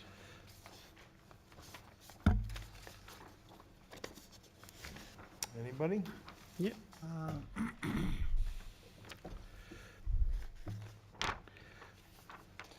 I know you're going to cover this, Bob, so Well, so let's stay focused on the applicant at this time. We have 1.97 acres is the current lot size, correct? It's 1.83 acres. I have 1.97. That's but- probably the Yeah, I believe when we bought the property, that's what we were told. Okay. He has done a survey which has gotten a slightly different number. And so your other lots are averaging 1 acre, just 1 acre, just 1.25 acre, correct? No, they're averaging about half an acre. Interesting, because I am looking at, Did we Yeah. have a copy Sorry? of this map? Yeah, are you looking at the tax map? I'm looking at map 21, yes. Yep. Map 21, and they're showing the two properties to the, of course, I've already written all over one. What is this one right there? What's that acreage show right there? 0.57, so that's half an acre lot. On Lot 8. Fordway Extension, if you're looking at this lot from Fordway Extension, it's on the left. But the preceding lots are a little over an acre. I think if you were to average them, I think they're all probably going to average about a 1 1/4 acre, am I correct? The Derryfield Road parcels are smaller, but they're also, I think they're townhouses, are they not? Yeah. Are those townhouses on Derryfield? I mean, the one directly behind us is not. It's a single-family home. I think as you go further up, it becomes more townhouses, but there are several single-family homes there as well. Okay, got it. And then directly across the street from us is the Garden Homes, New Hampshire, which is a mobile home park. Yep. And directly diagonal from us is a large condo building. Okay, so let's take a look at your proposed map and your subdivision. Why don't you give us an explanation for how you're dividing this up and how it came to be? Okay, I started with the existing buildings on the existing lot, the house and the garage, and I wanted to maintain the yard setbacks for that. And then keeping in the nature of that lot further down Fordway Extension, it matches the frontage of what's shown as Lot 8 on the tax map 21, and the same depth. That's how I came up with that lot. And then the lot on Kendall Pond Road matches the same depth as the lot that's on Derryfield Road right there, the same depth. And I just came up with a frontage there that meets the current zoning requirement of 125 feet. Okay. And that's got 146 feet. Okay. Okay, anybody have any questions from that? Yeah, it seems like the most of the stuff on Fordway are all 1 acre or better. And the stuff behind you is less. It's half an acre or something like that. But you're 1.9, and you need an acre for each lot now? So you could probably get 2 houses in there for 2 acres. Why 3? Why not? No, I'm just saying, you know? It just, that subdivision came together pretty well with the existing lots around it, so that's how I came up with it. Okay. Any other questions, Mr. Burgess? No. Mr. Dietzel, you have something there? No, thank you, sir. Mr. Corbett? Just out of curiosity, what's the end goal with the additional lots once they're created? I mean, we would like to have there be single-family homes built on each one. We would stay in our current house, which is the one on the corner there, and we would hope to sell the land and be able to have some income from that, and then have other families be able to live in the area. Thank you. Mrs. Moran? I don't have any questions at this time. Okay, and Mr. Tripp? I don't have any questions at this time either. Okay, Mr. Donlin? No, sir. And Mr. Obimba, anything from you? None. No, okay. Okay.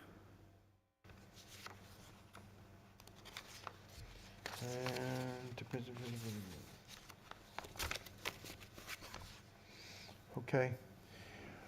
You have anything else you want to tell us right now, or is that about it? That's about it. Okay. Mr. Mackey, you want to give us your comments on this? How it came to be and Okay, the world property began? in question zoned medium-density residential, which is a single-family zone, requires 1 acre minimum with 125 feet of frontage. Directly across the street is, I believe that's still MDR where you see Wood Ave and Rose, but as you go up further on Ford Way and diagonally across on Ford Way, it becomes MHDR, medium high density residential, which is a single family, two family, or multifamily, which is why you have that apartment building on the corner there. Again, the proposal here is to split it into 3 lots. Each one of those lots is a bit over half an acre, hence the area request for the variance, and then the lot fronting out on Ford Way with 100 feet of frontage obviously is seeking some relief from the 125 feet of frontage and lot width. I'm not sure, I know the water and sewer goes down Ford Way, so I'm not sure if the proposal is to tie that lot that would be on Ford Way into town water and sewer. And I believe only the water goes down Kendall Pond, so I don't know if that's slated for a private septic with town water. That obviously something that would have to be worked out were this to be approved. Certainly, were this to be approved, planning board approval would be required. I know I've had a couple of calls in the office and had one of the abutters come in. Apparently, there have been some encroachments over the years, and because it's a very old neighborhood, so I'm sure they'll get up and speak to that, so there is some concern with this one. For now, that's it. Okay, thank you. So on this lot, is it 9-2? Am I correct? I either need to get bigger glasses or somebody's got to give me bigger writing, one or the Yeah, other. I know, but, I got the same problem. I concur with that. Well, yeah, okay. So your frontage is there on that lot, and if you were facing that lot on Kendall Pond Road, and you looked at the left-hand boundary, but you carried that boundary all the way back into the proposed lot, which is 9-1, you probably would get your full acreage, am I correct? I mean, total, we have just under 2 acres, so it wouldn't be exactly that.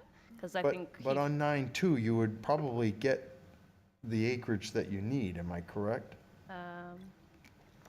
For that zone? And then our current house would just be under 1 acre, you mean?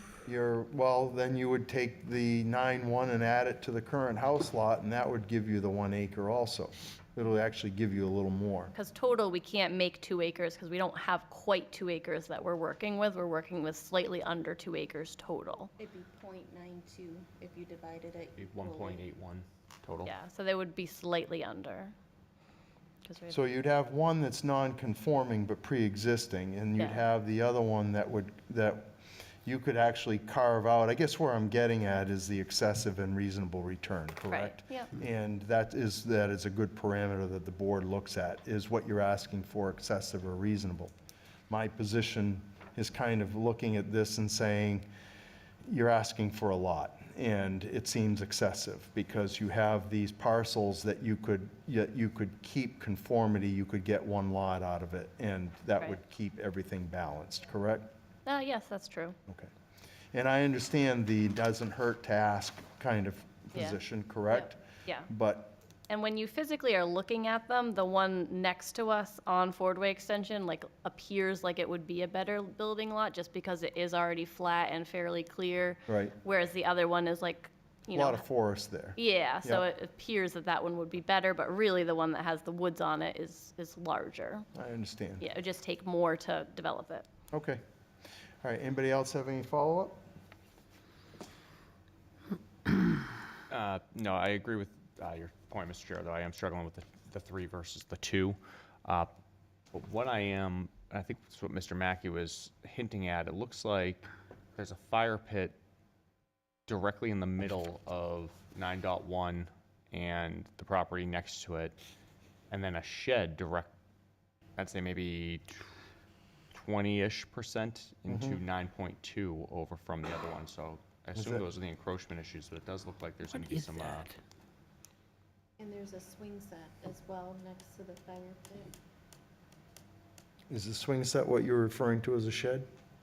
No, the No, shed's. no, Oh, there's the multiple things. property. There's a fire Yeah. pit. I didn't notice a swing set. that might not even be part of, I guess I assume that was going to be part of the existing property. I think that's also part of, What is this?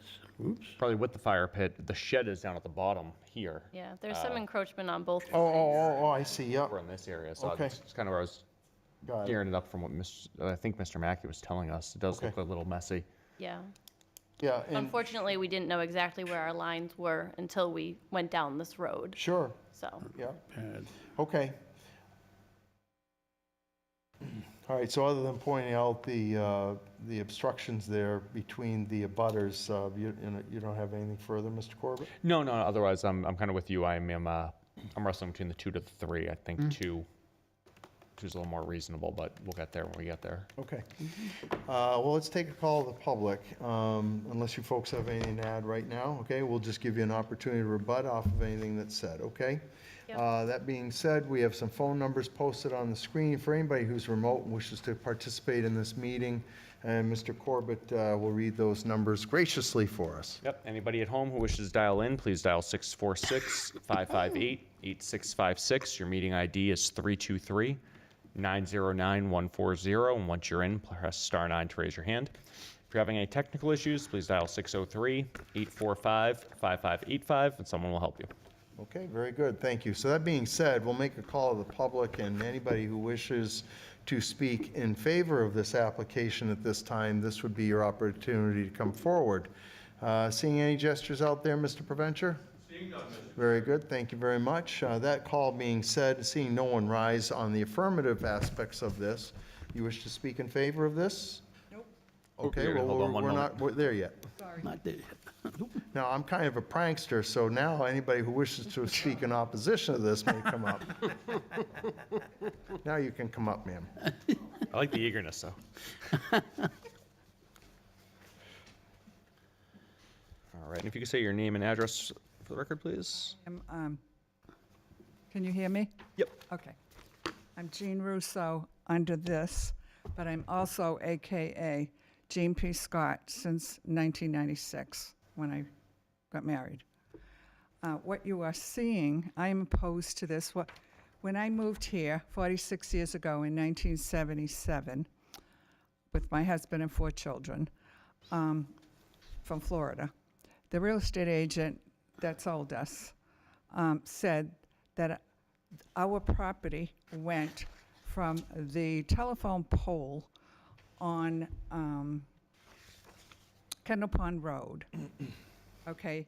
And I'm going to show you how they told us that it went from the telephone pole up into the woods, because it's a hill, up into the woods to the top of this hill. So therefore, for 46 years, I have never heard from any owner, and Earl Warren was the one that owned the property when we bought. So I have maintained thinking that that was part of our property. I am an 81-year-old widow, okay, taking care of that. I have never, ever heard from any of the owners previous to these owners that everything that I have done was objectionable on that piece. I have, the shed was there. There was a tin shed when we bought the property, and we replaced it in 1993 with the wooden shed, which is what you see. The thing that you call a fire pit is not, it's a garden. Oh, no, I'm sorry, the fire pit was a different property. It does say landscaped area above the shed. A fire pit? The fire pit He's that I talking about a referenced was on a different was on the different section of Oh, the property. sorry. Sorry, Okay. I do see it says landscaped area, just above where the shed is. What you see- But let me point something out to you. A Realtor is not a licensed surveyor. And so Oh, I understand that. And I understand that sometimes, and just to kind of condense your testimony a little bit, on the idea of time frame also, by the way. And I'm not going to stop you from speaking, but I just want to let you know that we understand as a board that a real estate agent is not a licensed surveyor. So whatever the real estate agent said to you is not validated without a licensed surveyor. Right, and there was no reason to have a surveyor when you bought the property. I understand. Okay, because it wasn't that large. So I and my husband's always assumed that tree line, okay, there's a big tree line there, okay, and then there was a lawn that we put in because that's what it looked like.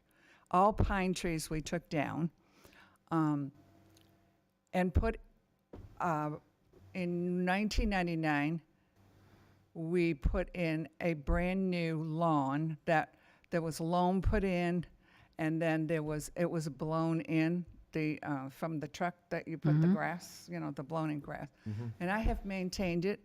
My husband died, okay, in 2002. It went in 199. I am a retired nurse paralegal, and I was working full-time, and I could not keep up the water system to keep that new lawn going in that cost thousands of dollars. So I was able to put an irrigation system in, and I have maintained this for all these years through a landscaping company, Mark Thompson, who's on Kendall Pond Road.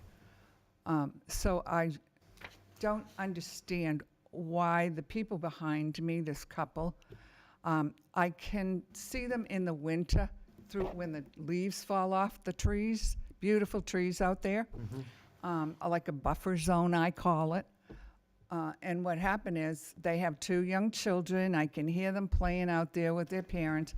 And I thought it was wonderful, the neighborhood that way, because I've been there for 46 years.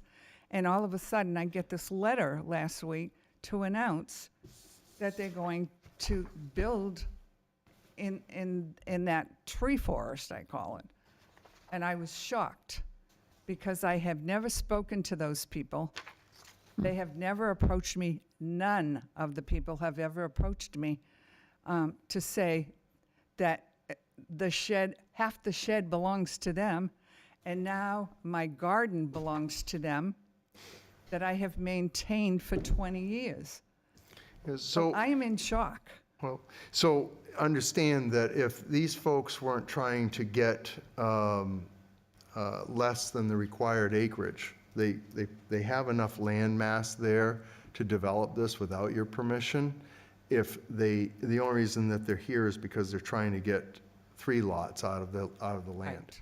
If they were just trying to get 2, they probably would not have to be here, and you wouldn't have to be here either. Exactly. The building department could grant them that permit to build.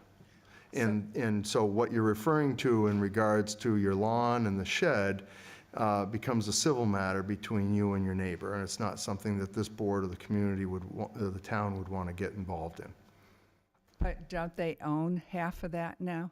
Don't they own half of my shed and half of the garden and stuff?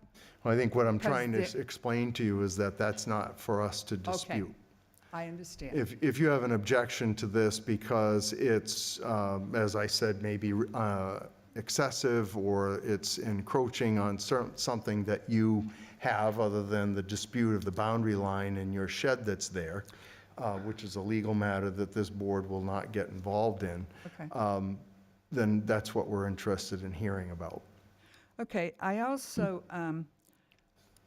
went to find out, because we have so much traffic on Kendall Pond Road. I'm right on the corner of Derryfield and Kendall Pond, as you can see. I always loved your house, by the way. I know it very well, and I've known Yeah. it since I was Oh, a is it child. so- White, 2-story garrison, has a big island in the front filled with flowers. Sorry. That's okay. I get people stopping in all the time, and they love it. Yeah. I got the traffic report on Kendall Pond, and in 2019, there were 9,100 vehicles going down Kendall Pond. And it's not just cars, they're big trucks coming down also to delivery to that shed company probably, in that area. And also going up to Home Depot. I mean, there were big trucks going down there. I fear because of the number of vehicles going down, the people who are across from my circular driveway on 27 Kendall Pond, okay, they're a young family with a new baby, and every time if I'm looking out the window and she's trying to back out with that baby. It is like a nightmare waiting to happen. I've called the Derry Police Department, and I talked to Captain Michaud. He got back to me today because I wanted to know how many accidents occurred, okay, on Kendall Pond. Today, he told me he just checked back for about 5 years, and he said that there were 18 accidents within the past 5 years, but thank God there were no serious bodily injuries because there was a young driver, and he stopped at at the corner there where my home is, going onto Kendall Pond, and I heard a humongous crash. And I grabbed my phone, looked out the window, called 911, and the car landed up on my island, and the driver got out but was laying on my lawn, and I rushed out being a nurse, okay? So that is my concern with more traffic on. I'm not too concerned about Fordway Extension because I don't have anything to do with that where my property is, right? But coming down, and we have what? I'm not sure, about 200 duplexes up Derryfield Road. So that's traffic coming down, you know, at the corner of Derryfield, trying to get onto Kendall Pond. So I am totally against them coming in because I don't know how close they would build a home and it would devalue my property. Okay, because now how do I say to a real estate if I'm to sell my home at 81, which I have no intentions, I love my home, okay? Oh, my property only goes here, so would I have to remove part of my irrigation system? Would they gut That's- into my lawn? I don't know that's if not that's a up- civil, Yeah, that's not up to this board to decide. We're just interested in the safety and the Exactly. public interest and the hardship and those elements. Exactly, so that would bring more traffic, increased traffic. The spirit of the ordinance, okay, I know, they have to meet that.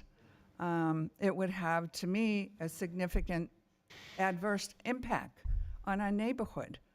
Okay, we've had a wonderful neighborhood so far, but these people have never introduced themselves at all to the neighbors. But now we hear that they want to subdivide. So I'm here to object to that, and thank you for listening. Okay, very good. Any questions from the board? Ma'am? The shed is yours, so all you have to do is move it. No, it's ready to be demolished. Okay, well, in that What I case- didn't know was when you look at this, it's like halfway on their property. Yeah. So, I mean, you want to be a good neighbor, but I was a good neighbor. I did not know that that was theirs when we bought. And we've taken down about 141, trees because there were so many trees on the property. And in 1978, we moved in 77, so 78 was the blizzard, Oh, yeah. okay, of 78, and some of those big trees were swaying so close to the house, not on their property. But I did have another, I had in 2016, I had 47 more pine trees I paid for because one of them had fallen and the branches had hit on one of my neighbors on the side. I'm very into safety, and so I've taken care of that property for 46 years, and I wanted you all to know that's why I am objecting. Okay, very good. Thank you. Any questions? Nope. Anybody else have anything to say opposing? Thank you. Anybody out there, Ms. Preventure? Very good, thank you. Good evening. My Unless I name's- hear differently, Mr. Preventure, I'll presume that to be the case, okay? Understood. Thank you. Go ahead. Good evening. My name's Glenn Beauregard, and I reside at 4 Derryfield Road. I'm in objection to this variance or request for variance. I just want to read a statement. The owner has current reasonable use for the existing lot.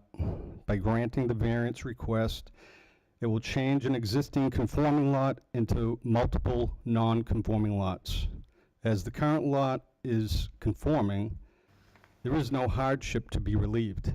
Granting the hardship would place an undue burden on the surrounding families and increase service and traffic requirements in a long-established neighborhood. It could also reduce property values by creating a pocket of residential lots or structures that would aesthetically alter the character of the neighborhood. Okay, is that it? With reference to what Gene was saying, Kendall Pond is a very busy road, and there've been multiple accidents there. Putting a house right there that has a driveway exiting onto Kendall Pond right next to that intersection is a hazard to the public. There are a lot of speeding traffic coming through that intersection and coming down Derryfield. There are a lot of duplexes up there.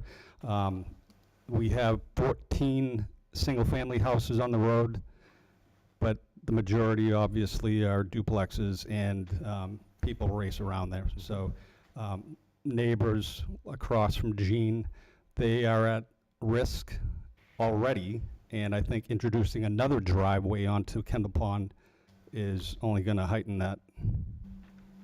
That's it. Thank you. Okay, very good. Any questions for the board, from the board? Seeing none, very good, thank you. Anybody else? I would also like to add that I'm being advised, okay, about adverse possession. Okay, Is I- well, that's, again, That's not us. we've given you your opportunity, Okay. and that's a civil matter this board won't get Okay, involved in, okay? You take it up with an attorney. Anyone else? Seeing none? We're good? All right, very good. If there's no one else, we'll consider that the board has met the statute for public input, and folks, you may come back up and rebut.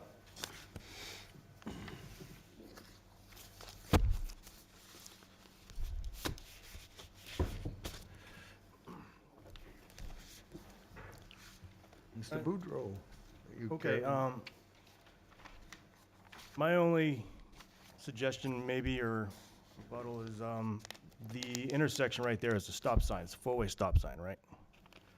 Yes. So are people just ignoring the stop sign and flying through that? Where's the speed coming from if this should No, be slowing down? and to the abutter's point, the area is grown commercially and industrial tile, and you have the state sheds on the opposite side of 93 on the southbound side, and it's I see vehicles come down Fordway Extension off of 102 and then circle around, so, and I understand that, and then you've got the youth of America, so it is what it is, and stop sign is a four-way intersection, a four-way stop sign. Okay, and my only other suggestion is if we were allowed to do an extra lot, we'd have to reconfigure that somehow where it could either come out on Fordway Extension, but it sounds like the better option is to come out on Kendall Pond Road, where the driveway would exit right opposite of Rose, is it Rose Avenue? Rose Ave, yep. So I don't see how that's any different than, Well, and the question really is, and I think Mrs. Russo obviously has moved off to the side of what the board's purview is, correct? But the point of view, which I've kind of alluded to, which is you're asking for 3 nonconformities, right? Beyond that, sight line is an engineer issue between yourselves or the applicant and the town, and it's not something that this board has purview over either. Though we would understand if someone said, well, if you put this lot there, it's a curve and it'll never clear the sight line, we could understand that. And this board could identify on that issue as a public safety issue or opposition to public interest. So we understand that variable. I don't mean to interrupt you, so please proceed if I've broken you off of your comments. I don't think, yeah. I have nothing else. Okay, very good. If the board doesn't have any other follow-up questions for Mr. Boudreau or the applicant, we can go into deliberation. I move that we go into deliberative session. Very good. Mr. Burgess has made the motion. Mr. Tripp has the second. So all in favor of deliberation at this time, say aye. Aye. Any opposed? Hearing none, so we are in deliberation. Anybody wish to lead off? Mr. Corbett, you want to strike up the band? Yeah, I'm very familiar with the area, as I'm sure most people are. I kind of agree with the statement. It's a very busy area. I'm having a tough time here with the 3 properties. Mainly with that. Looking at it, to turn to 3 non-conforming, whereas they're similar in size to part of the street. I feel like it's different. I know we say we're not tied to precedent. When you look at even cases earlier tonight, like this one just feels different than the other subdivision. Looking at the locations, looking at the sizes, to me, 3 is too much, which is where my struggle is. And while it's outside of the purview, I'm empathetic to people finding out what happens when properties are surveyed. We hear it often when people come before us, always just encouraging everyone to get a survey. I've been on a side of it where I had my house surveyed and then had to have the unfortunate conversation with a neighbor that we actually had more than we thought we did. It stinks. It's definitely a recommendation for everyone to do, just so you can get that cleared up. But my bigger concern here is the 3 versus the 2. 3 seems too much for me. Mm-hmm. Okay. Mr. Tripp, you have anything? Well, I think I'm going to listen for a while before I make any comments. Okay, very good. Mr. Burgess? I also believe that making 3 non-conforming out of 1 conforming piece of property is not in the best interest of the public. Okay. And does not conform to the spirit of the ordinance. Okay. Okay. And I don't see any substantial justice being done. All right. Mrs. Moore? I agree with everything that has been stated. I am a strong supporter of lack of planning on your part doesn't constitute an emergency on mine. So I understand needing a survey and all that, but I think regardless, it's just excessive for that area. Mr. Chairman, can I say one more thing? Yes, you may. Yeah. I lived in the mobile home park for several years. And yes, Kendall Pond is a treacherous road. Most people do stop the stop signs.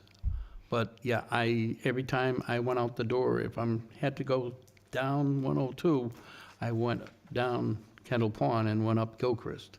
So I know the area quite well. Well, it's funny to the safety issue, right? And the applicant, Mr. Boudreau, bringing this up about the 4-way stop sign. You can always tell people that don't reside in the area, or even visitors from south of the New Hampshire border that aren't familiar with taking turns at that intersection, It's right? a suggestion, not a... Yes, yeah. Who Been gets there. there first goes next in line, and that rotation of who proceeds from which stop sign can get confusing, especially on a Saturday morning when you're trying to go to the dump and there's yard sales in town, so Can I say one thing about that? you may. I never really had much of a problem with that. Most of the time that I went, in fact, I'd say 99% of the time, I had to go to that stop sign and make a turn one way or the other. It was always, this one was here first, that guy second, him coming across, I'm going behind him. And it was, kind of weird, wacky looking thing, but it always worked. Yeah. Sounds like a utopia. A few years ago, when I was in my early 20s, Kendall Pond Road's the only road in town that I've gotten in an accident, so, and I was at fault. So we're back over to you, Mr. Tripp, if you wish to add anything at this time that may support a decision you may be making or looking at. This Well, I is your guess opportunity. I think, Bob, you said that the water and sewer do go down Ford Way? Correct. So that's kind of a plus on the second lot, in that they don't have to worry about drilling a well or putting a septic bed in. But only water goes down Kendall Pond? All right. The, if you were listening earlier, you noticed that I had some issues with undersized lots. And I still believe that undersized lots are not what is intended, you know, by the ordinance. I do understand that you chopped this up the best way you could, because if you go to only 2 lots, you can have an odd-sized, odd-shaped lot on Kendall Pond, but you'll have extra room on Fordway. So it's one of those things that I can understand your position, but I also understand that, you know,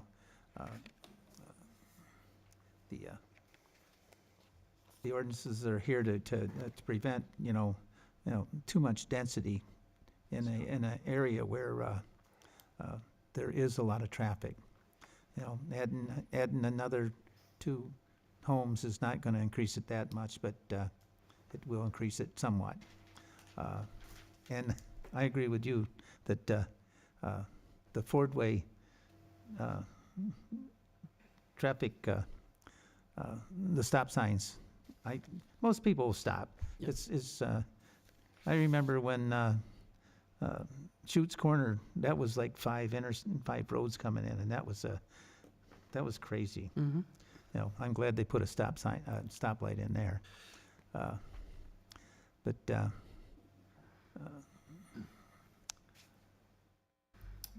I don't believe that there's an extreme amount of hardship here. You know, you splitting this into 2 lots seems equitable to me.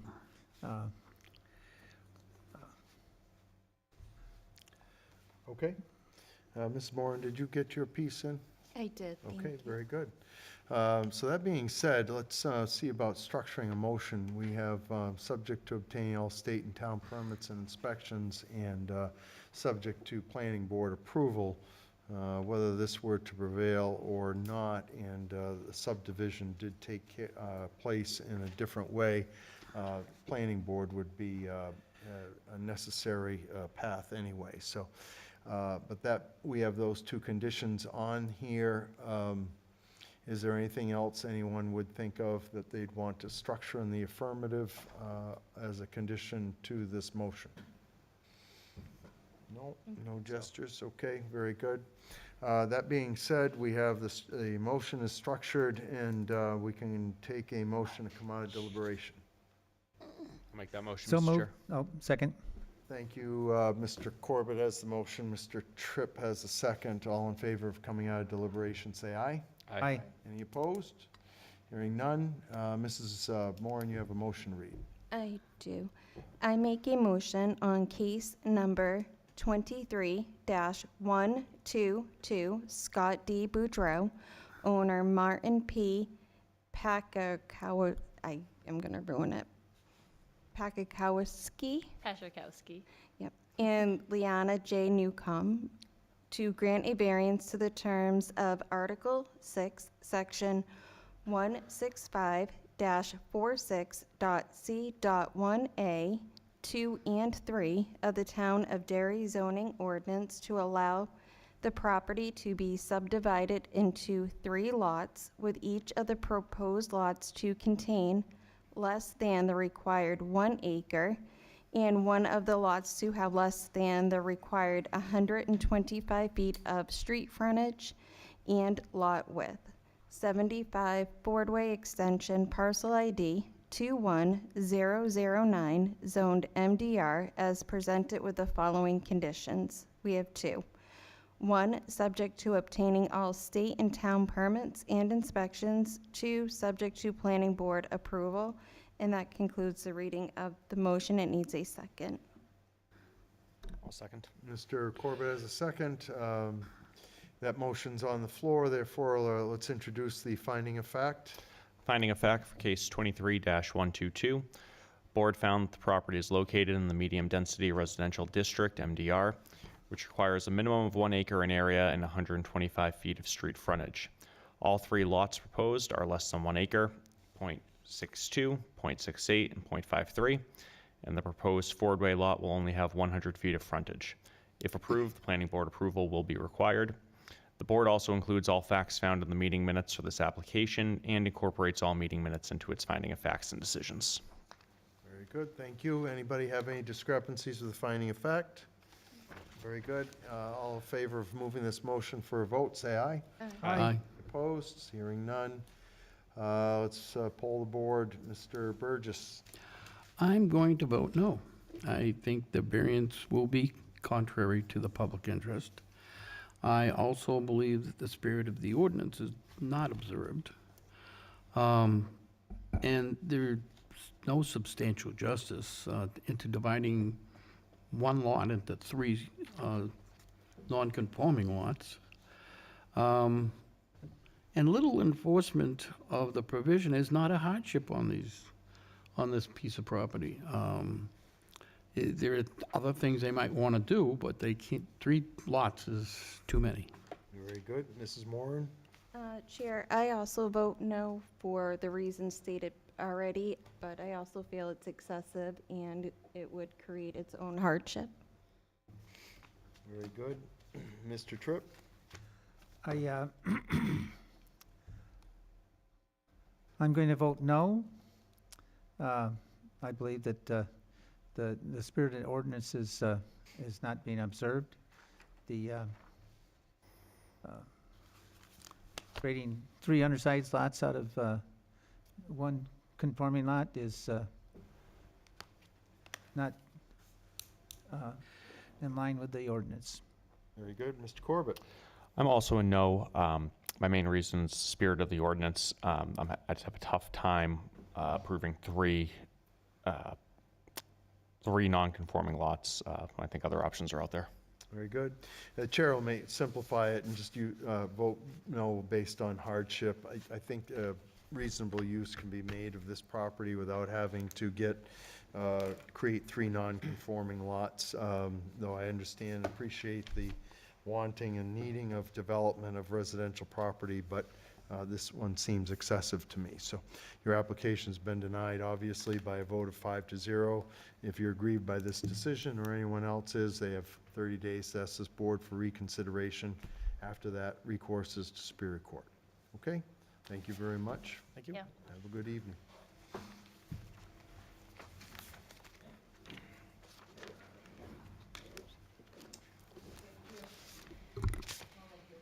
You're welcome.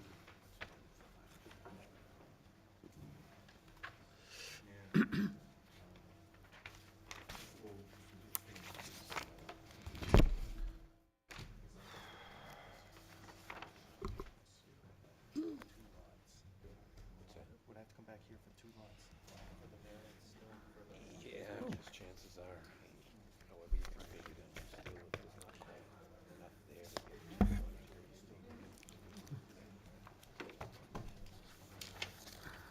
Might help too.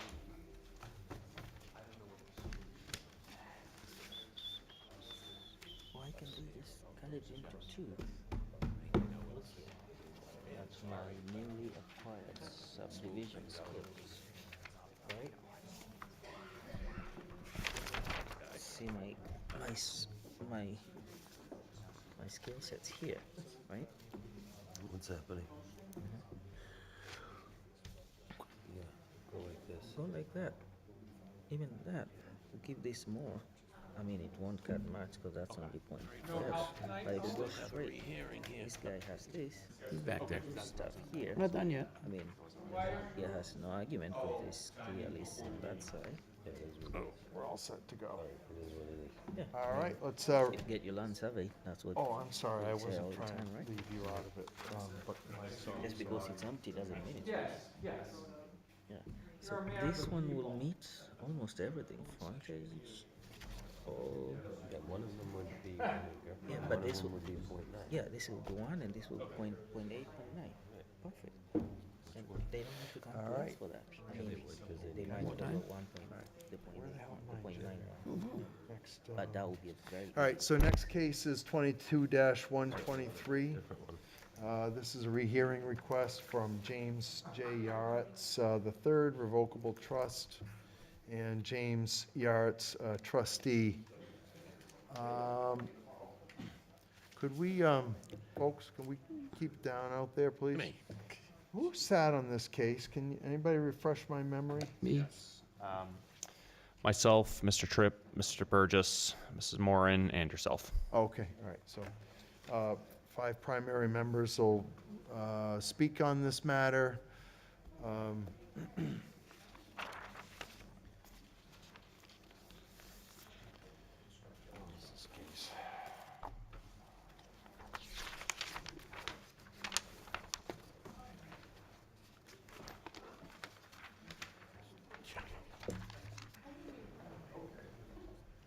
The applicant has requested the rehearing request.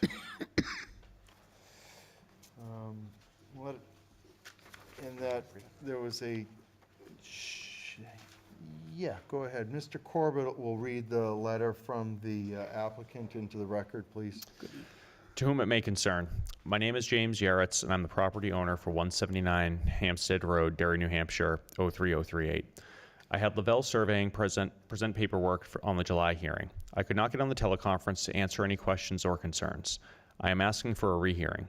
My intent was to subdivide 2 acres off the back of my lot, which has plenty of dry area according to the survey and soil tests. My children with their spouses and kids live with me in a 3-bedroom home. Each of them is having another child. This presents a hardship because of crowding. I would like to subdivide so I can build an addition house for one of them to live in with their respective family, and the other can live in the front house. To make this financially worth putting a separate septic, well, and driveway, it needs to be a separate lot. The front lot will remain around a little over an acre. It is surrounded by wetlands and cannot be extended. This leaves the back 2 acres unusable. With present financial times, it is too expensive for them to move. Please consider a rehearing. I will attend. I am trying to help my kids each have a house. There are many 1-acre lots surrounding me. Thank you for reconsidering and hoping this can be made possible. Sincerely, James Yaretz. For the board, to the matter of the technical problem of Mr. Yaretz participating in this meeting, it's noted that Mr. Yaretz had signed a notice of representation to be represented by Lavelle Surveying. This was not a shared presentation, but this was one that the surveyor, based on his knowledge of surveying, had presented with Mr. Yaretz's permission. Mr. Yaretz notably, realistically, should have been here, in my opinion, with his surveyor. That's my feeling on it, but one of the questions in consideration of granting the rehearing, beyond whether or not there is any new information or not, and this board does not make a case, that reminder does not make a case for an applicant. So the question comes down to, is there any new information here that would cause you to want to grant a rehearing or feel that the board has made a mistake and needs to therefore have grant the rehearing request? Mr. Tripp, you have any thoughts here? I don't believe there's any new information that would cause me to change my mind. Very good. Mr. Burgess? I feel the same. I don't think there's any new information in this that would make me change my mind. Okay, very good. Mrs. Moran?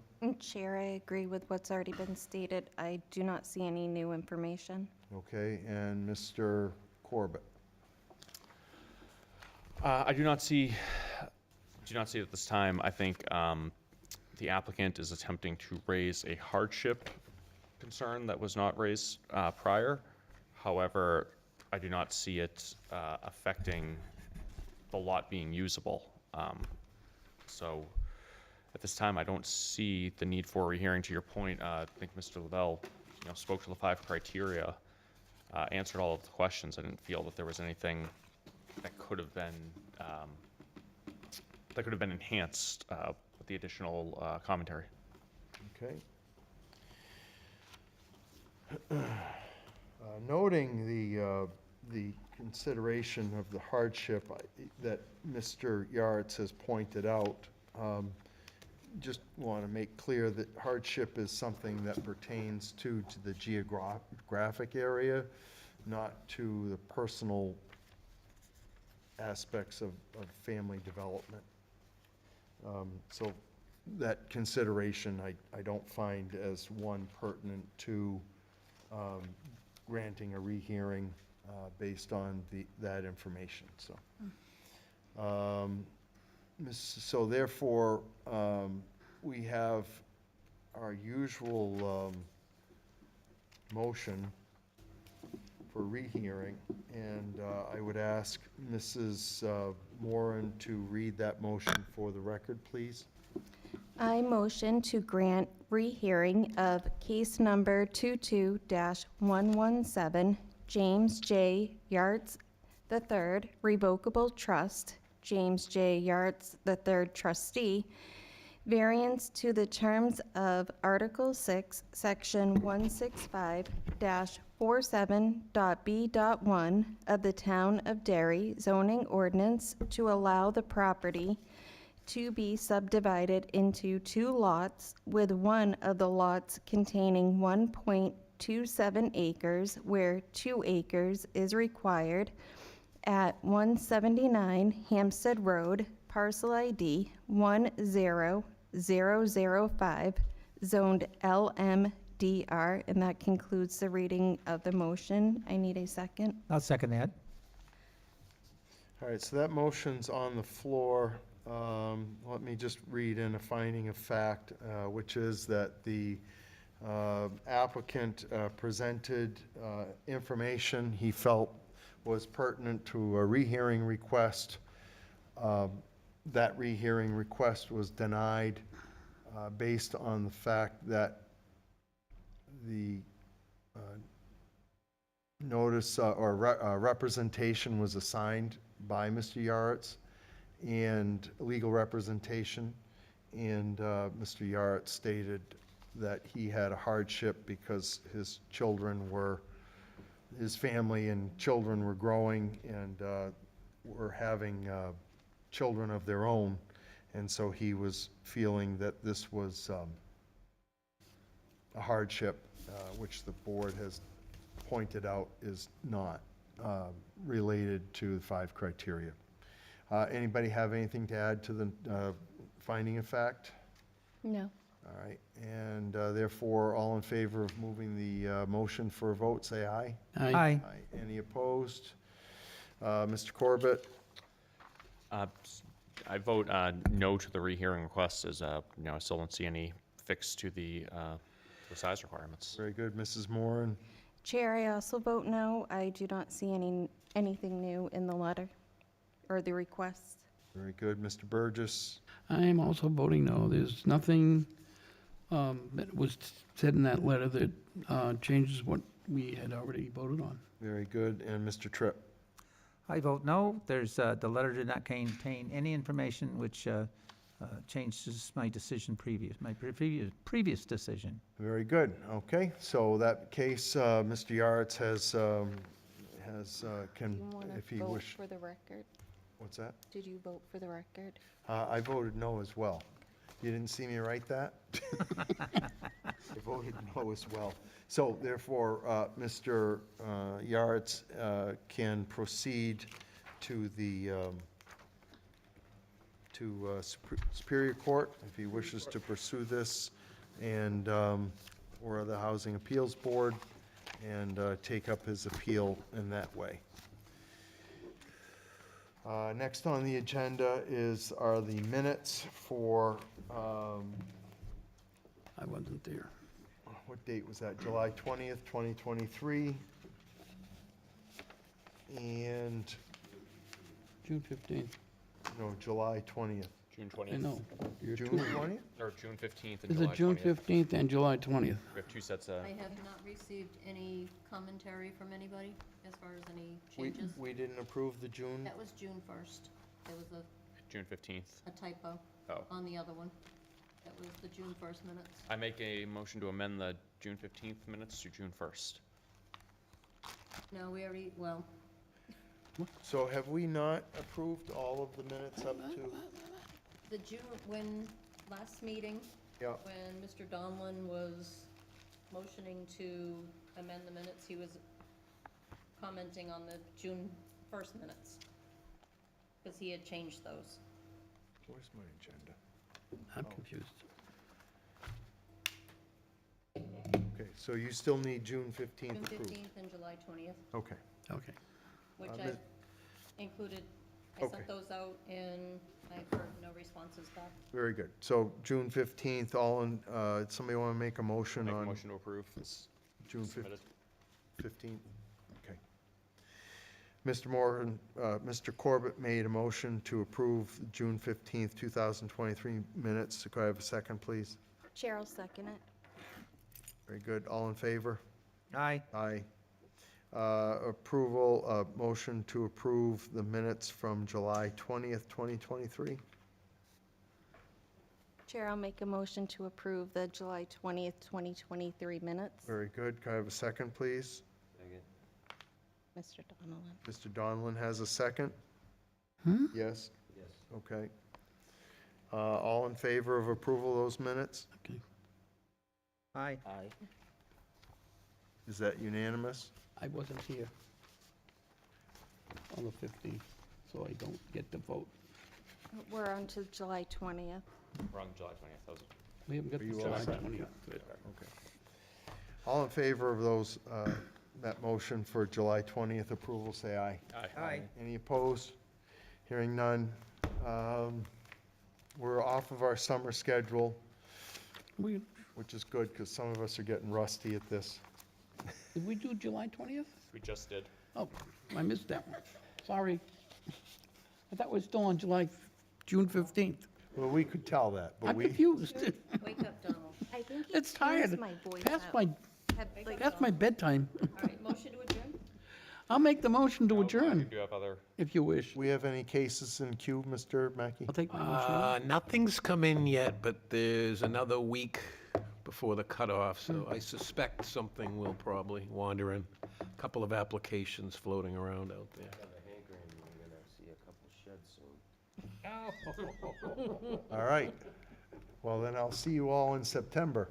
Yes, Prior, see you hold on, in an announcement September. for the, I made the motion to adjourn. and I said no because I have other correspondence. I'm sorry, I'll Thank take it away you. again. So the board did hear back from the Supreme Court in regards to our appeal of the HAB for the Cooper case. The board was found to have erred. The Supreme Court did rule in favor of the HAB and upheld the decision that the Cooper case has been won on a reversal. So I'll be sending out the results of that within the next 24 hours. That will be required reading for every member of the board as part of our continuing education training. Okay, well, very good. Thank you, Mr. Corbett. No, not very good. The, what do they call that, you know, when you used to go to church and they'd whack your knuckles? A motion to adjourn. No. No, at the. You have to stop talking, it's Mr. corporal Corbett. That's all I ever heard with it. Corporal punishment, yeah. Corporal punishment. Thank you for the corporal punishment, Mr. Corbett. So Corporal Corbett. All right, so at this point, I want that on my title. Oh, Lord. I'll Co-chairman, see you with stripes on your shoulders next meeting. Co-chairman Corporal Corbett. Did I ever ask you? You know, All right, you already told me so about that. that being Never mind. said, we can take a motion to adjourn. I'll make the motion to Now adjourn. I'll second it. Mr. Burgess has the motion, Mr. Corporal Corbett has the second. Oh, we're All in slap- favor slap happy now. of that adjournment, say aye. Aye. Aye. Any Oh, Lord. opposed? Have a good night. We're adjourned. Have a good week. evening. Happy holidays.